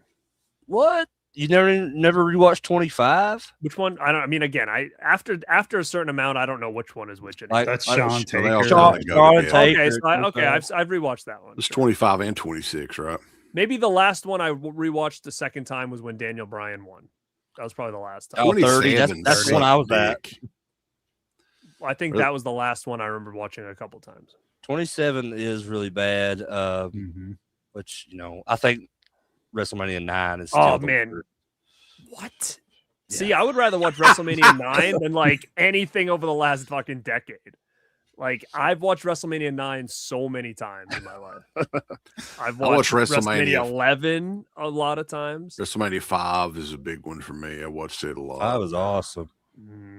Yeah, 7. But it's just again, I think it just could be nostalgia glasses or what, or it's just anything. I think back then 1 through 14 or 15 are like ones that I go back and watch always. Yeah. I think I watched 10 and 14 the most out of all of them. So moving on to night 2. Another kickoff with John Cena, blah, blah, blah, blah. Who gives a shit? Welcome to WrestleMania again. Here we go. Obafemi and Brock Lesnar. Oh, yeah. And this is everything that I thought this match should have been. 5 minutes or less. Oba looks strong. A lot of people didn't predict the Brock retirement thing. I don't know if that was shocked me for sure. But I thought that this match was great. It worked perfect with those guys. They did everything they needed to do. And Oba, man, he's a main event guy.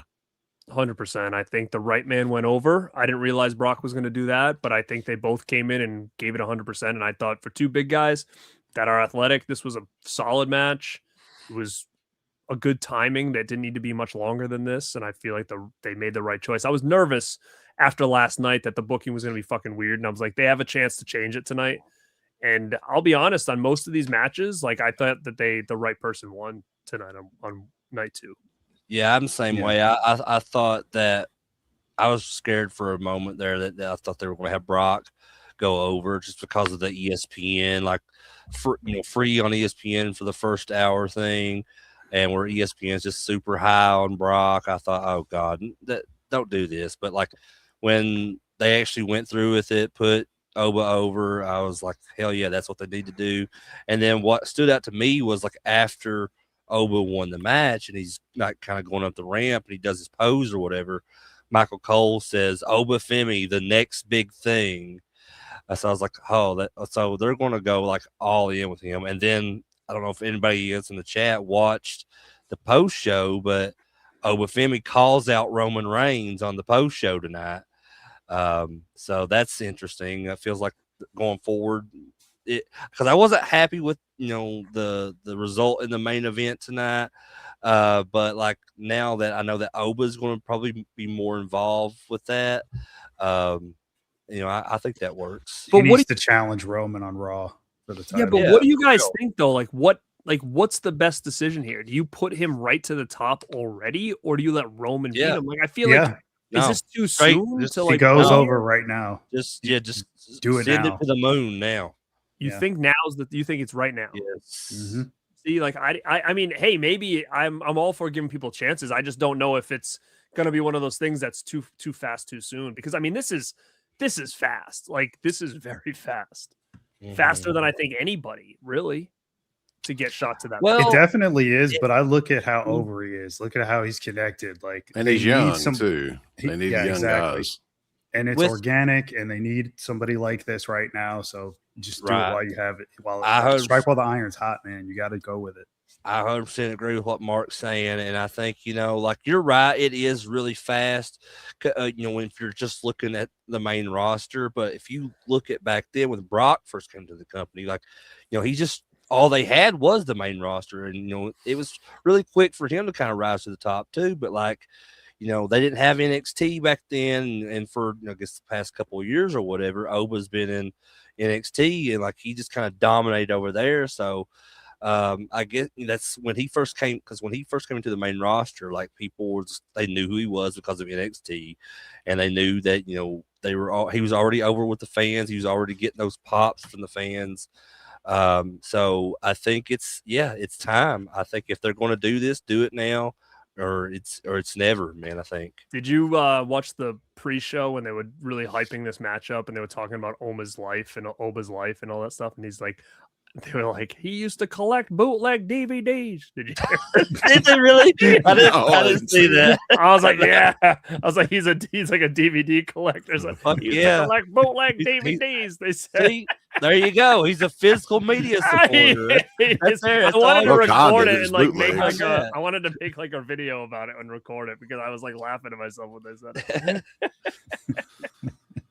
Next I'll find matchup, though, Intercontinental Championship 6-way ladder match. Penta versus Rey Mysterio versus Javon Evans versus Dragon Lee versus JD McDonough versus Rusev. Now, Bro, why was this match on? Listen, I I gotta don't know, rant it's on this fucking fucking cool, match though. right now. I gotta rant on this. Dude. Fucking wrestling 101. This is wrestling 101. When I was wrestling, this was like one of the first things you learn. And these guys are fucking pros. Bro, why were all the luchadors that already look the same fucking all wearing red? Oh That's the yeah, stupidest thing I've ever seen. I If thought you so. don't, I agree I with didn't even that. know who the hell it was. I'm like, who the hell is that? Ray or fucking Penta or Dragon? They all wore the same colors, dude. They look Yep. like my friend was here. He goes, "Oh, are they on a team?" I go, "No, but they fucking look like they are. This is Yeah. stupid. Why would Yeah, they all have That red had to here?" be by That's design. crazy. I don't know if they were trying to like put something over or like was this I a think it special was just, occasion or something? dude, it had to have been just by mistake. Like they just like, oh, oops, we all have red. But like they should have made a point. Like, dude, you guys can't all be wearing the same fucking colors. That it's, Yeah, because It it's was like- WrestleMania too, right? If it was Dude, a regular like- pay-per-view. and it Yeah. wasn't just like, oh, hey, Rusev had red and Ray had red. It was like Ray, Penta, and Dragon Lee all had the Mhm. same red masks with red pants. Yeah, because Like, like you what Ray can't was, do that. Ray's outfit was like Deadpool inspired, obviously, and then like what Penta came out as Shao Kahn from Mortal Kombat. That fucking was helmet kinda was cool. like hanging off him. He didn't like that. It was so Yeah, big. but He it, kept like holding it on. His That at his strut. that was the first thing I noticed though, man. Like before the match even began, I was like, three of these guys are all wearing red, and like that's awful because that can get so confusing for people that are not. That are just watching this is kind of like a 100%. casual viewer and are not, familiar with them. How or, did like, they come to pick these guys for this match, though? Because They like didn't. most of these guys aren't even on Raw on a regular basis or SmackDown. They Just didn't. thrown So, together. like Penta, announced he like I had a match on Raw or whatever, and then after the match, he's being interviewed in the ring, and he just announces the match. And as soon as like after the match is announced, they show this graphic with the rest of the guys. Granted, this was before Ray was added to the match, but like they showed all these other guys, and then like, Michael Cole makes this comment saying that they all had qualifying matches on main event. I'm like, that's bullshit because Penta just announced this match. Like, how's Like, that fucking possible? Look at though. Dragon Lee, dude. I mean, they're all fine in the ring and everything, but that motherfucker ain't never getting over. No, Nobody is ever gonna give a shit about Dragon Lee. And the same thing goes for Rusev. No. Nobody gives a fuck about Rusev. No, I have no idea why the fuck they'd were be on gone. that They'd be show. gone if I was in charge. Rusev Day. Rusev gone. Fire his Dragon Lee, ass. Dragon Lee I gone. like Penta. I Penta think would he's- stay. he's Ray cool. can stay until he retires. Oh, I'll tell you God. this: I think JD McDonough is fucking great. Like I Yeah. would He's a- keep JD. He's not over, but I mean, No. he's solid. There's something there with him. I would But his keep him bobblehead's around. supposed to make Bobblehead's make cool. it fall I over. mean, like, He's top heavy. I would keep him around, but Rusev at this point, he's got nothing. He's got to go. He's like Sheamus territory now. He's got to Mhm. go. Oh man, Shane. I love Shane. Sheamus is done. He's out. I hope not. I like to see Sheamus have one last run. before Sheamus he- at least What looks run? like There's no Yeah. way. yeah. I mean, There's no I think way. he still needs to win the Intercontinental title, man. Needs That's- to. I mean, I That's guess, that's the only title. That's the he only needs. accolade he all has right, Look, fine. It's achieved. the IC. He can have his little. run Sheamus then. follows us on Instagram, so I'm never putting Sheamus down. It's just like how Garrett will never bury Otis. Yeah, Otis follows me. Yeah. I'm not gonna bury Otis. But I this think he like- match 'cause was you know what? He's a fine. horror movie fan, so that's why he's Yeah. on there. This Mm. match is fine, but like, yeah, I mean, I'm like, these guys, who cares? Like, most of these guys are just jabronis. So, Yeah. who gives a I shit? thought, yeah, I really liked it for what it was. I thought it had some really super cool spots in it, like the OG cutter that Javon Evans did on Rusev, and the Mexican Destroyer on JD on the ladder, and just really cool spots. I thought. One thing that really like kind of peeved me though was like I can't remember if it was Michael Cole or it might have been Michael Cole made a comment when Dragon Lee was doing the Styles Clash on Rey Mysterio, and he says Dragon Lee said that AJ Styles blessed him with use that move for the rest of his career. And I was like, what? You can have my move. That's because he Thank knows you, that he's brother. going to be fired in the next round. So he's just like, yeah, you can do it for the rest of your career. His career's going to be over in like a week. Dragon oh Lee. god, how ironic would that be? It's going to be him, Lyra, Bailey. They're going to be on the. Oh, no. Rusev's already gone. Watch. That'll be He's Rusev. That'll be the last Rusev day. Man, Akira Tozawa will never get fired from that company, though. I think. You know something though, like maybe the reason they were on Mania is those guys were liked or something backstage, right? They wanted to include them. I don't know. Otherwise, it makes no sense. I think JD's very respected. I think after that whole incident with the broken ribs and him finishing that match, I think that gained him a lot of respect. I think in the back for being a really strong worker. And I mean, I think they like that Javon Evans guy. I think they really like him. I think they really think Penta's going to kind of take where Mysterio left off. I think that's their next big luchador guy who's going to sell merch. I think the problem is Penta's already in his 40s, right? He's already, yeah. Yeah, he's been around for a while. But Javon Evans, I think they're going all in with him too. Like him, Trick Williams, and Oba. Like those are the three guys that kind of came up at the same time onto the main roster from NXT. And I think like going forward, that's like their future stars, guys that's going to kind of like take over from a lot of the guys that's kind of like, you know, wrapping up their time. Like CM Punk maybe has a few more years. Randy Orton may a few more years. Brock's career's getting ready to end. So that's kind of why they're kind of making Oba the new next big thing while Brock's kind of taking his leave from wrestling. So I think Javon Evans, like going forward, as far as like those lightweight, you know, those kind of like high flyer guys, he's going to be one of the top stars going forward. Yeah, for sure. I heard Triple H and Shawn Michaels talk about that. Like they're really, really into Javon Evans. So be interesting to see what they do with him going forward. Mm-hmm. He's moving up quick too. I feel like he didn't even get that much of a long stint in NXT. Like he kind of was there and then he was already up, I felt like. But I mean, I haven't watched NXT too closely to know, but I feel like I'd say about close to 2 years he was there before they moved him up to the main roster. Let's move on though. United States Championship match: Sami Zayn versus Trick Williams with my favorite and Mark's favorite, Little Yachty. I'll tell you this. Out of everybody that they've brought around recently, I think Trick Williams is fucking awesome. Like, I think he's got everything that they're looking for in a star. That dude is going to be huge. I'm telling you. I mean, if I said tonight, I said if Sami Zayn wins, this is fucking bullshit. Sami Zayn would be another one gone within seconds if I was in charge. Garrett's He'd always be the first one on the list, dude. He's out. He sucks, dude. He looks like hell. He's fucking terrible. Like he's a decent worker. He once was, and he probably still is okay. But like, he brings nothing to the table, dude. At this point, what was up with Trick Williams' robe and his entrance though? It's like fucking like a CVS receipt or something.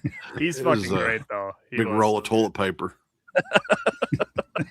Metal Slinger said something interesting. Like, it did seem like it was like a double turn. Like, at this point, the only saving thing I think you can do with Sami Zayn is almost make him like the Brett when Brett started to turn heel. Like, where he was like, you know, everybody's against me. Like that whiny, like where Brett was switching, where it was like he was still in his head a baby face, but everybody else was booing him because he was. That's what they've been. That's what they've been doing with him on SmackDown. That's the only thing I think that'll make Sammy work is if he can kind of take that same kind of gimmick where everybody hates him, but he looks at himself as a babyface. Maybe he should like start a heel stable with all these other Canadians in the company, and they could do like a "fuck USA" story again, like maybe our foundation did. Tail said we could make him El Generico. He can go to AAA and just hang out there. There you go. I could see him do that. Yeah, just have him do that for a while. But Trick Williams is fucking. He's gonna be a future. He's got the he's it guy, factor for sure. Oh, yeah. 100%. Good on the mic already. Great character. Good charisma. Mhm. Good worker. Great Great shape. look. I mean, he's Yeah. got Mhm. everything. And which is funny because I remember when they started to turn him on Carmelo at the beginning, I was like, I don't know what they see in Trick. I feel like Carmelo's the guy. Like when they were in NXT, like they were like a friend, they were like a team, remember? And then they started to turn on each other. Yeah, And I Carmelo thought for was sure, awesome. I was like, they were trying to push Trick over Carmelo. I feel like Carmelo's the bigger star, but I was wrong. I mean, Trick's way bigger of a star. Well, it's funny because like that story that you just alluded to, like between Carmelo and Trick and NXT, like Carmelo at the time was the bigger star. And that's why they ultimately chose him to go to the main roster before Trick. But once Carmelo went to the main roster and Trick was on his own, Trick became bigger than he ever was, like in NXT at that point. He has the catchphrase they like to use. You know, like there's a well, lot that they Again, connect Booker with. T is to thank for a lot of that. Yeah. I feel, and that's why I think Booker T was like a mentor for Trick, because that's why Trick uses the bookend as one of his moves.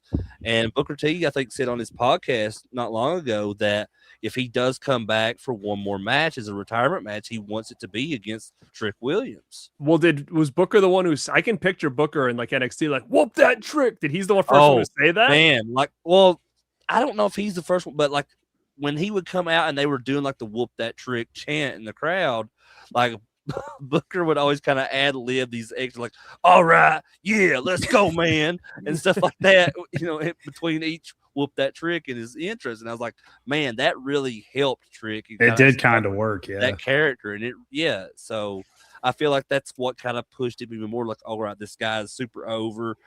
Booker loves him. Let's get him to the main roster. And that's what I was worried about when he came to the main roster, that it wouldn't be the kind of same effect. But it doesn't feel really any different, at this point yet from what it did when he was in NXT. So I'm happy to see it, and I'm excited to see what happens with him going forward. And that was all organic. Trick Williams said on Chris Van Vliet that was just the audience. They did that. The whole whoop that Trick chant. It was organic. They came up with it. And it's crazy too, because if you look at those crowds on the NXT shows, it's just at like this little small arena. There's maybe not even 500 people in those audiences for that building.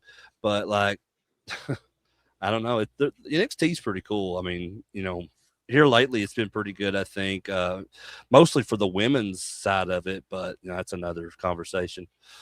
Did you guys see there was some dude that I guess has a pretty big like Instagram or TikTok following, I guess, just some guy, and he was at some event and Trick Williams was there like walking around, and Trick had the whole get up on still, so he had the fur coat, no shirt underneath, the sunglasses, and he was just kind of walking around like It seemed super cool, man. And the guy like filming him, and he's like, "Who the fuck is this motherfucker?" Because like they're like, he's like, does anybody out there know who the fuck this guy is that's walking around with this? Like, he had the shades and the thing, and then underneath the thing, I mean, it had thousands of comments, and people were like, like they kept tagging Trick Williams in the thing, and they were like, yo, he's a bigger star than you are. Like, I'd be careful what you say, because he was like, who the fuck is this motherfucker? Like, because he had the fur coat, nothing underneath the shades, like just walking around. Where did you see this at? It was just on Instagram. Around. Like, he was like walking around. Like, it almost looked to me, it looked like you need to find like, that. Like maybe a hotel or something, but he's had like all of his gear on, like gimmick on. Yeah, he had the gimmick on. So some guy that was just there. Like, what the fuck is this thing? I need to see this. That sounds funny. And he's asking people online, like on live, does anybody know who the hell this is? Is he a rapper? Like, who the hell is this? He does kind of look like a rapper. He could pull that off. But like, imagine not knowing wrestling and seeing him in gimmick, just walking around like a hotel or something like that. Like, after that one, though, of course, new U.S. champion there, Trick Williams. Kind of a short match. It wasn't really that long of a match either. But street fight, Dominic Mysterio versus the Demon, Finn Balor, who the Demon version has not been around in years, right? What was 3 the last? years. Okay. The last one was that match at Mania against Edge, I believe. In the Hell in the Cell, yeah. Mm-hmm. Dominic had a pretty cool entrance. They had like this big I don't know what they call it that they were carrying him out in Throne or or whatever. Throne. It's like, Yeah. it's like when those D'Lo Brown and those other guys were carrying Jerry the King Lawler. Yeah. But like a bigger version of that or something. But Yeah. then It's he almost just been like, he jumped off and they'd like catch him. I was like, oof, he got lucky on that one. They didn't drop yeah, his because ass. like they had like a bunch of guys in luchador masks, and I don't know, they may have been AAA wrestlers or whatever. They were, yeah, something probably. But he had a pretty cool entrance. I thought that was, and I thought, you know, I figured this match would be pretty good. And it was a pretty decent match, not that long of a match, but I'm glad they finally let Finn Balor win a match. Oh, I he think needed it. If he didn't win this, that would have been bad. You know, You don't bring the demon back to have him just lose. And the thing is, I hope this time if they do the demon thing, like the problem with the demon is that like he never was different. Like he was the same Finn Balor just with makeup on. Like he had no change in the way he wrestled. He wasn't like more powerful. Like he didn't take as much damage. Like that was always the problem with the demon. I love it, but it was just paint. Like it didn't really make him any different when the bell rang. And I think that's always been a problem. And I hope they maybe change that where the demon seems like a threat more than Finn does, because there's got to be some kind of change in mannerisms or something he can do in the ring to set apart Finn from Demon. And I think that's always where they have a tough time. It showed a little bit more tonight than usual. Yeah. I mean, it's a lot more theatrics and stuff like that. The growls and like the the thing that with he his was tongue. doing. Yeah. But he needed this win, and I don't know where he goes from here, but I would love to see Finn back in some kind of title picture of some kind. It doesn't need to be world. I just think he needs if he wants to feud with Penta or do something, or Penta loses to Dominic and then he gets it for him. But I would like to see Finn with a belt, because I feel like he never really recovered after that win where he won the title and got hurt. I think that they looked at him as the man, and he got fucked up. Yeah, I think that's on its way, man. Like I really think I'm hoping this is maybe the end of the stuff between him and Dom and the Judgment Day and all that after this match, and they can kind of go forward and like start pushing Finn into like the title picture more. But let me ask you guys a question. So do you think that the Judgment Day is just slowly starting to kind of disintegrate at this point? Because I find it really odd that, you know, not only did they like last minute announce that this match was going to be a street fight, but there was no interference. No, there I was said no that to my friend. no JD, no Raquel, Roxanne, Liv. I mean, it was just Dom on his own against the Demon. And I wasn't expecting that at all. I thought like, oh well, when they announced the street fight thing, I was like, oh yeah, there's going to be plenty of interference. You know, there's going to be crazy, wacky shit going on with Dom. You know, getting the upper hand. But no, like Dom just kind of got the upper hand on his own here, which is surprising because of how they are portraying this Demon character to be like this overpowered version of Finn Balor. So like, and there was just a lot of just chair shots and table spots and stuff in this. I mean, it was a fun match, and I'll say, you know, Dom is my favorite guy in WWE right now. And so I just love that they took this story between him and Finn, which is kind of like dates back about 3 or 4 years now. You know, when Dom first joined the Judgment Day, and then like over the past like couple of years, they just kind of been teasing this like tension between Finn and Dom, because when Finn brought in Roxanne Perez into the Judgment Day, and like almost like he was trying to get Dom in trouble with Liv and all that shit. So it just seems like there's kind of been building this for a couple of years, and for it to pay off, you know, finally. And I just don't see it going any further than this. What do you guys think? I would like it to be done, I guess, but I think you're right though. I said to my friend, like, it's weird that there's no other Judgment Day people involved here, especially because that was kind of where the feud started, was that the Judgment Day was kind of, this is the breakup basically, and that they're not coming out to help Dom at all. Like, you know, it's weird that there was no Liv coming out with Dom on that throne. Like, it was strange to me that everybody else was MIA. Like, Roxanne, was she around on the Liv match? I don't remember. Yeah, I think she did. Involved. Yeah. But yeah, it was strange that they didn't have any of them around. But I don't know. I don't know what happens from here. I feel like you're not going to break Raquel and Liv up right now, but I also don't think you're going to break up her and Dom either. So I don't know what this ends up being. Just with JD, like what I don't know what they're going to do with the Judgment Day at this point. It does say on here that this was Balor's first televised win since September. Wow. Did They you They gotta guys, signed him to a big contract so he wouldn't leave. So I'm hoping they actually do something with the guy. I did you think they guys will. notice that they added and I think Crater and I were talking about this. Adam Weitzman was the guy's name that joined the commentary. It was the weirdest yeah. fucking thing. And he didn't say one fucking thing. Nope. Did he? No, What the the hell? I didn't even notice him. I don't know. like they showed him. He was like, and then whatever. Like, and then you could, and then during the match, you Joining could, like, see commentary him for the sitting up there, match. and he's just like going, and he's just He didn't watching, say not saying shit. a damn word. I'm It like, was- what was the point of that? Yeah. I don't know, Yeah, I man. didn't I don't know who that was. But yeah, they showed him on there and he waved or whatever and didn't say shit. But yeah, for the women's championship match, the Jade Cargill versus Rhea Ripley. Mhm. This was brutal, man. Like I thought that and here's the thing, and I know on Crater's show, I think I watched all the show eventually. But like Crater, you said that Jade is green. I don't even know if green is the description at this point Yeah, because well, she has been training for years and years and years and has just never gotten any better. I just don't think it's in her to be a better wrestler than what she is currently. I think it's yeah, That's what I was thinking. when I say that she's green, like what I mean by that is just, of course, like she just kind of stayed in the same position as like any kind of rookie coming into wrestling. It's just like she gets all this training, had enough exposure, but it just feels like she hasn't I evolved get it. at all. I get it because look at her. I mean, she looks like a fucking star. Mm-hmm. She like her she's got the charisma and everything, but it's just in the ring. Like, I don't know. I would have maybe brought her in as like a bodyguard for a while and then not have her wrestle. Yeah. Because like I don't think that she's going to improve any more than what she is right now.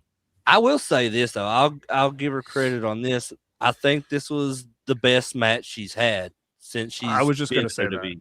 I was just going to say that. I think that Rhea helped carry this pretty damn well, and I feel like, as far as I remember, there was no botches, which was good to see on a big stage like this. You could tell Rhea was like saying, like, she was leaning in, hit me now. Like, you could tell that there was like a lot of her guiding her Jade what to do. But I feel like for what it was, they had a good match. I thought the match was fine. I think for two girls that are like, with Jade and they're two bigger girls, like, they did great. And I'm happy. I'm happy to see Rhea with a belt again, because it's not the same Rhea as it was a couple of years ago. I mean, she looks so different now. She's not that, like, for a while she looked like almost like China, yes. Where now she's so small now that I feel like, I don't know, like, she doesn't have that same. I Jade think looked she more intimidating than Rhea did tonight, like, as far as power and how jacked she was. So I mean, I think that it's time. Rhea's still a star, and she's my favorite out of everybody in the whole company, but I think it's time, and she's needed to have this belt again, where for a while she didn't need it. Like, she was bigger than the title, and I feel like now it's like she needs it again. So what happens going forward with her and Io Sky, though? Do you think Io turns heel? Do you think Rhea turns heel? Because I really think that those two need to start feuding again, because look at last year, the WrestleMania triple threat, or the Evolution match between Rhea and Io. Two of the best women's matches all year last year. I was kind of hoping that they were going to make out at the end of that match there. Well, I mean, we can dream, right? I mean, I don't know, but I don't see Io as a heel. I don't either, really. Like, they tried it with the whole damage control thing. It didn't really work to me. I mean, I love Io. I mean, I think she's one of the best women wrestlers in WWE. But like, as a heel character, it didn't really work. I think it much better like she does. She has the kind of like, just that personality that fits a typical baby face. And if they do kind of like put her and Rhea in a feud again, I think Rhea needs to be the one that turns heel, and they can kind of use that with like the Asuka stuff too. It's like Asuka telling Io, like, I told you so, and all that shit. Well, doesn't she go to SmackDown though? I mean, because Liv's got the title Well, for Raw. So yeah. Again, I said this before. I think I said this on the show we did too, Mark. Like, does it really matter now? Like, because they could just go where Cody shows up on Raw all the time. You know what I mean? Like they could just tell them to go wherever they want them to go. Yeah, they don't really. They're not that strict with that shit anymore. But who would you feud her with now? Like, I mean, it would only That's what I make was sense thinking. that Io would be the person. because Io. there's- I know, but if it's not Io, is it Chelsea? Like, who else is there? Somebody that you can say, oh, you know what, Rhea and this person would have a great Tiffany? feud. Maybe. Oh yeah. The- Well, Tiffany's #1 contender for the U.S. title, Right, So she's right. got the thing with Julia. Fuck, I don't know, man. Jordan Grace. Oh yeah. She's back. Well, where does Jade go then? That's another thing. Like, It- what do they do with her? I don't know. She just go away. See, I wouldn't fire Jade though. Like that's No. like out of everybody I say, I'm like I wouldn't fire Jade. I think she's a good like special appearance type person, maybe like Brock Lesnar our was. or special something. attraction, like Andre was. Did Naomi have her baby yet? Does anybody know? I don't know. Like when is she What- coming back? What if she had it yesterday? You're gonna bring her out tomorrow? Like, Well, get no, out I'm not there, we saying- need somebody. I'm not saying that. I'm just saying, like, when is she going to be able Get to back come to work. You know? The I mean- Corey do you mentioned think that though. Rhea's too over to be a heel at this point? Like, do you think that would even work? Like, I would love Rhea as a heel, No, but do you think it's they impossible? They I don't think want for to her be a heel? boo her. They don't Well, want to boo that's her. the thing. I think. Look at Orton's a fucking heel, and Not really. They've done nothing but cheer him the past few weeks. Yeah. So I mean, I don't think it really matters at this point. It's just it kind of blurred the lines so much. What's Rhea gonna do? Is she gonna feud with Mitchin for a fucking 2 months? Oh God, she's gone too. The fucking B-Fab girl. Jesus Christ. Yeah, Why is B-Fab she would- still there? B-Fab would be Yeah, gone. that B-Fab would be gone. Fucking MFTs send their asses packing. for Adam sure. Wattsman, though, because I looked this up because Corey mentioned up there that he paid to sit with them. So that makes sense because I looked him up. He is What? he's an American entrepreneur and is the owner and CEO of Upstate Shredding, some big scrap metal processing company in New York. So he has no reason to fucking sit with them, right? He had to. So he paid them to just to sit with them, be like, That is the only thing that makes sense. He has there's no reason for him to sit with him at all. Like he's This some is- rich fucking guy from New York. dumb as them motherfuckers paying to get their names on the ring paid- mat. Paid $10 million or something to sit there for that one match and not say a God. word. They just kill her. Yeah. Yokozuna? Who's the guy that they had on Raw that time that was just doing the dumb jokes? Oh Who? yeah, Like, haven't they on Raw Rob, back Rob Bartlett or something? Rob Bartlett. Yeah, it was on like the first 2 episodes of okay. Raw. He was Who just that? he wouldn't stop with the fucking jokes and it got so ridiculous. How many Yeah, episodes was it? okay. Was it 2 episodes or he It was wasn't on like many of a them? couple. Yeah, I forgot about that shit till you guys mentioned that. Like that was When you go back and listen to some of the stuff he was saying, it was like I'm surprised Vince didn't punch him in the face. It It was was so dude, like bad. it was like that. It was almost like exposing the business, it was like so right on TV. awkward. Like you know, like Vince couldn't wait to fire that dude's ass. It's so- John Cena in the Danhausen segment though. We gotta Oh talk wait, about that wait! because Do you remember when Rob Bartlett pretended he was Mike Tyson and called, and he wouldn't stop doing the voice? Oh, for fucking ever. jeez. I It's me, forgot Mike about that. Tyson, I'm in jail. I'm watching Raw. He kept Oh, doing it for like fucking I 2 do matches. remember Just that. like, all Yeah, right, I bye, was gonna say Mike. it was I'm like Mike. during the matches he was doing it. I was like, what the fuck is And happening? Vince kept saying, "I'll talk to you later, Mike. I'm not gonna stay on the phone." It's like, shut the whatever happened to Rob Bartlett. I'm telling you, if you guys haven't seen that, go. We'll try to find Oh, it. Rob I watched Bartlett, it not Mike not Tyson. long ago. Now that you mean, like, because I was trying to watch some of those old Raws. You on, could tell with them on Vince was Netflix. getting so pissed. Oh, it's rough. Get out of here. It was funny. They announced the John Cena Danhausen thing. Cena announced attendance again. Combined attendance 106,000, whatever. And the Miz and Kit Wilson kind of interrupt him, and that leads to Danhausen coming down there with a bunch of. They said it. They called them midgets. Michael I Cole was said it. dying. So I'm not- it's, I fuck was out. dying. it's I'm okay to marked say out. it again, guys. Yeah.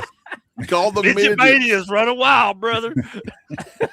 And dude, like, They're like, did you just say midgets? They're midgets. That's what we can call them that again. That's I what think they're he said. called. They're midgets.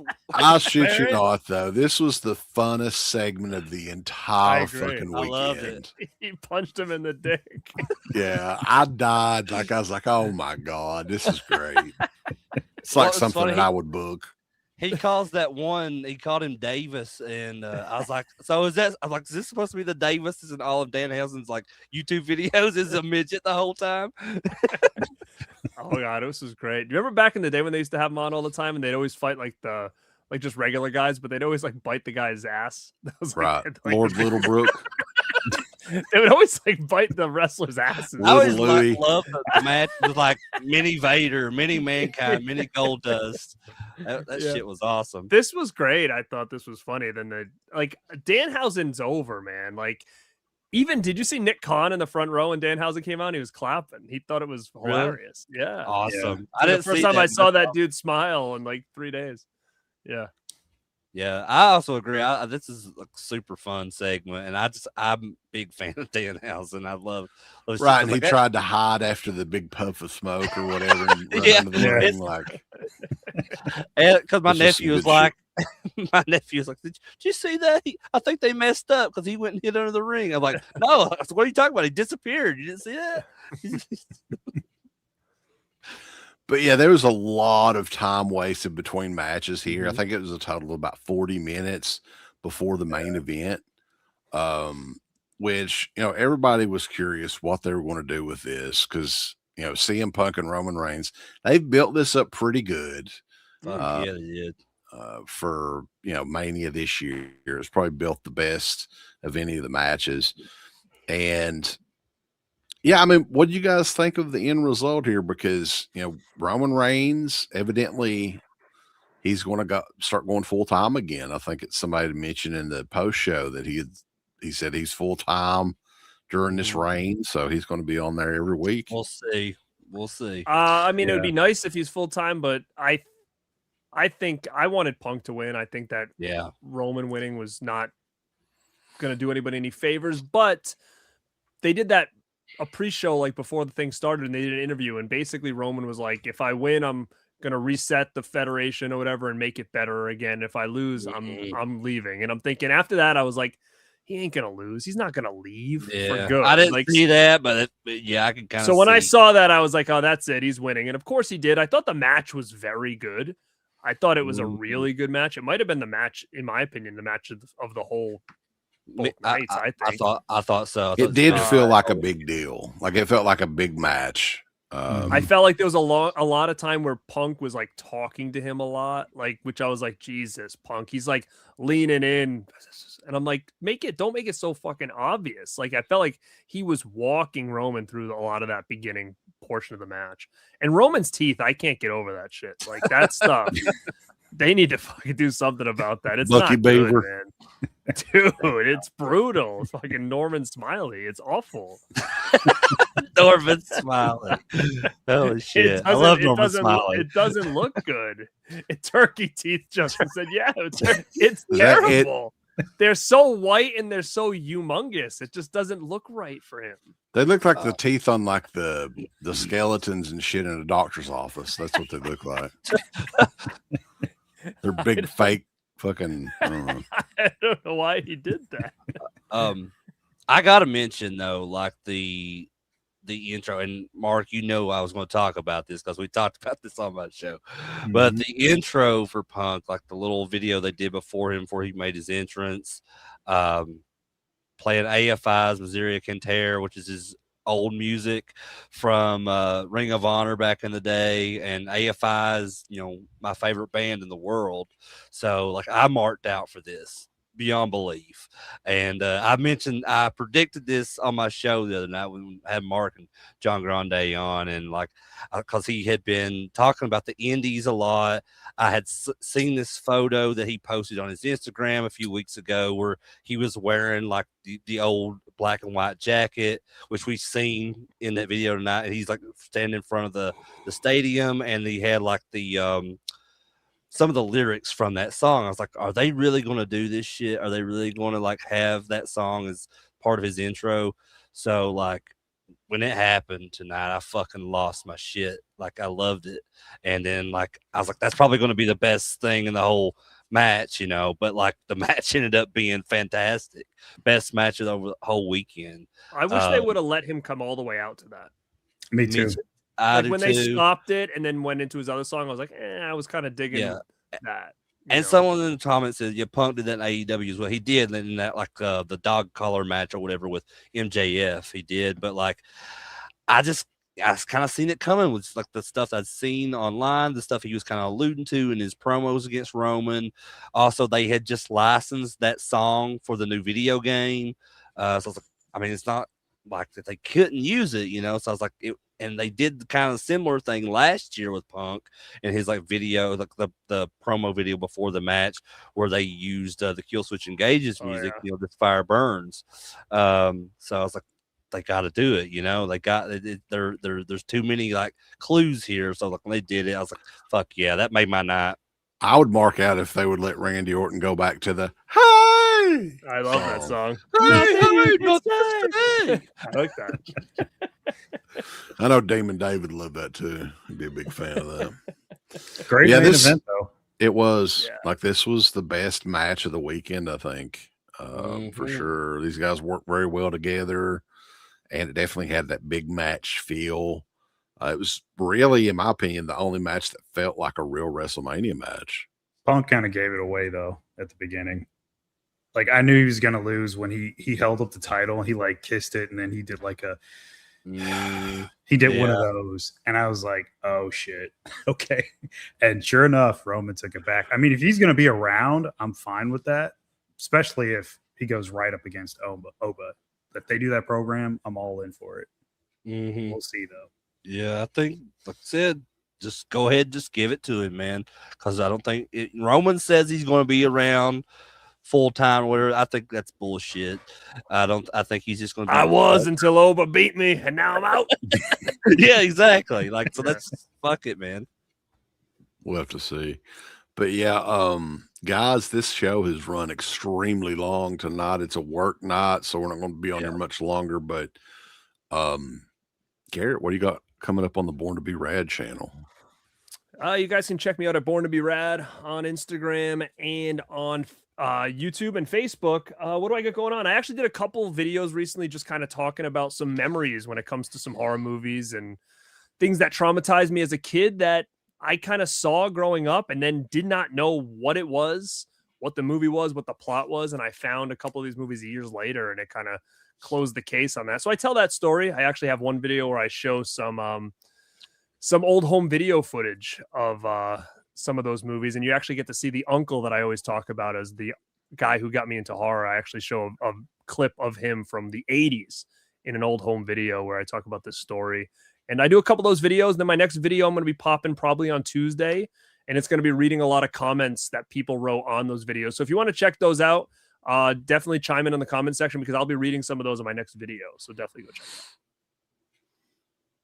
Cool. What about you, Mark? What are you editing right now? Actually, the next thing I might be doing is some stuff with Rambo. We got 2 paid requests for fan commentaries. I'm not sure which one we're going to do first. I'm going to have to check back with him on that, but that'll be my next thing that I put up. Purple People Eater. That's coming to 4K, I heard. I can't wait. Man, I like to have that too, honestly. Yeah. Oh, shit. King Crater Crab. Mania on YouTube also. What do you got coming up? Yeah. So right now I'm still just kind of focusing on my How I Got Into Wrestling series that I'm doing.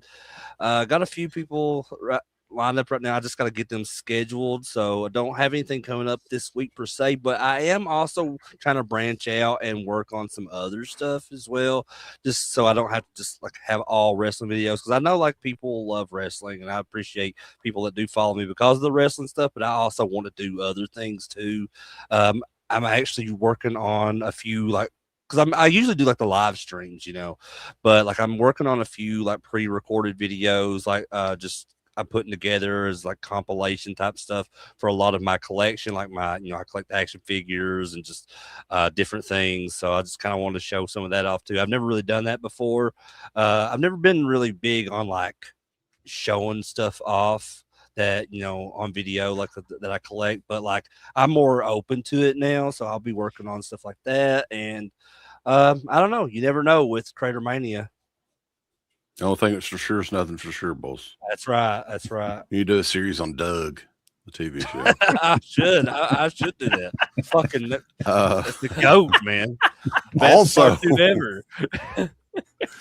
a lot of the Rad Pit episodes and the Anchor Bay Archives stuff is on the new Rhonda Shear Roku channel. You want to talk about that, Garrett? Yeah, Rhonda Shear has a new Roku channel. You guys can go download it. It's called Up All Night Network. And we were lucky enough to be asked to kind of be one of the shows that was on the launch. So you can find a lot of our videos, the Anchor Bay Archive podcast episodes, Rad Pit episodes.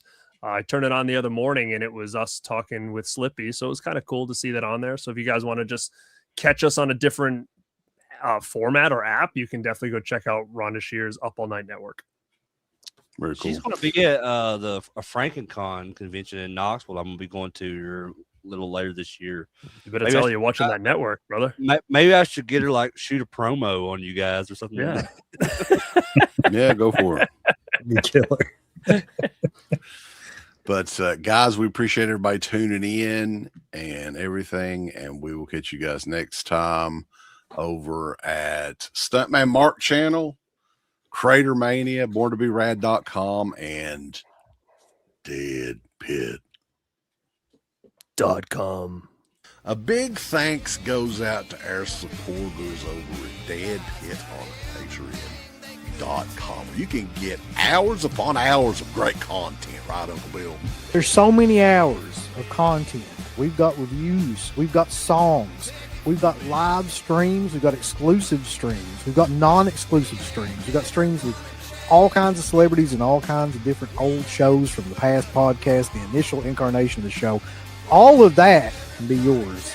Dead Pit on Patreon.com. Show us a little bit of love. Give us some money because we definitely deserve it. That Patreon page is so killer that you'll rub your bird to it on a nightly basis. It's that good. You won't be able to contain yourself. You'll have to jerk your bird out and go crazy. I mean, that's how much content that we have. So much content that it's massive, and it will massively smack you in the face. You'll play with your bird so much, pretty soon you'll be looking around for somebody else's bird to play. Hey everybody, it's your favorite Filipino bitch, Miss Slatko Fudd, telling you about shop.deadpit.com. Simply the best horror shirts on TeePublic. There are others, but they all suck. And it's the best goddamn deal on horror shirts you will ever see. New shirts, old shirts, all the in-between shirts. God damn it, bulls, go over the shop.deadpit.com. You ain't down with that. You can go to fuck hell.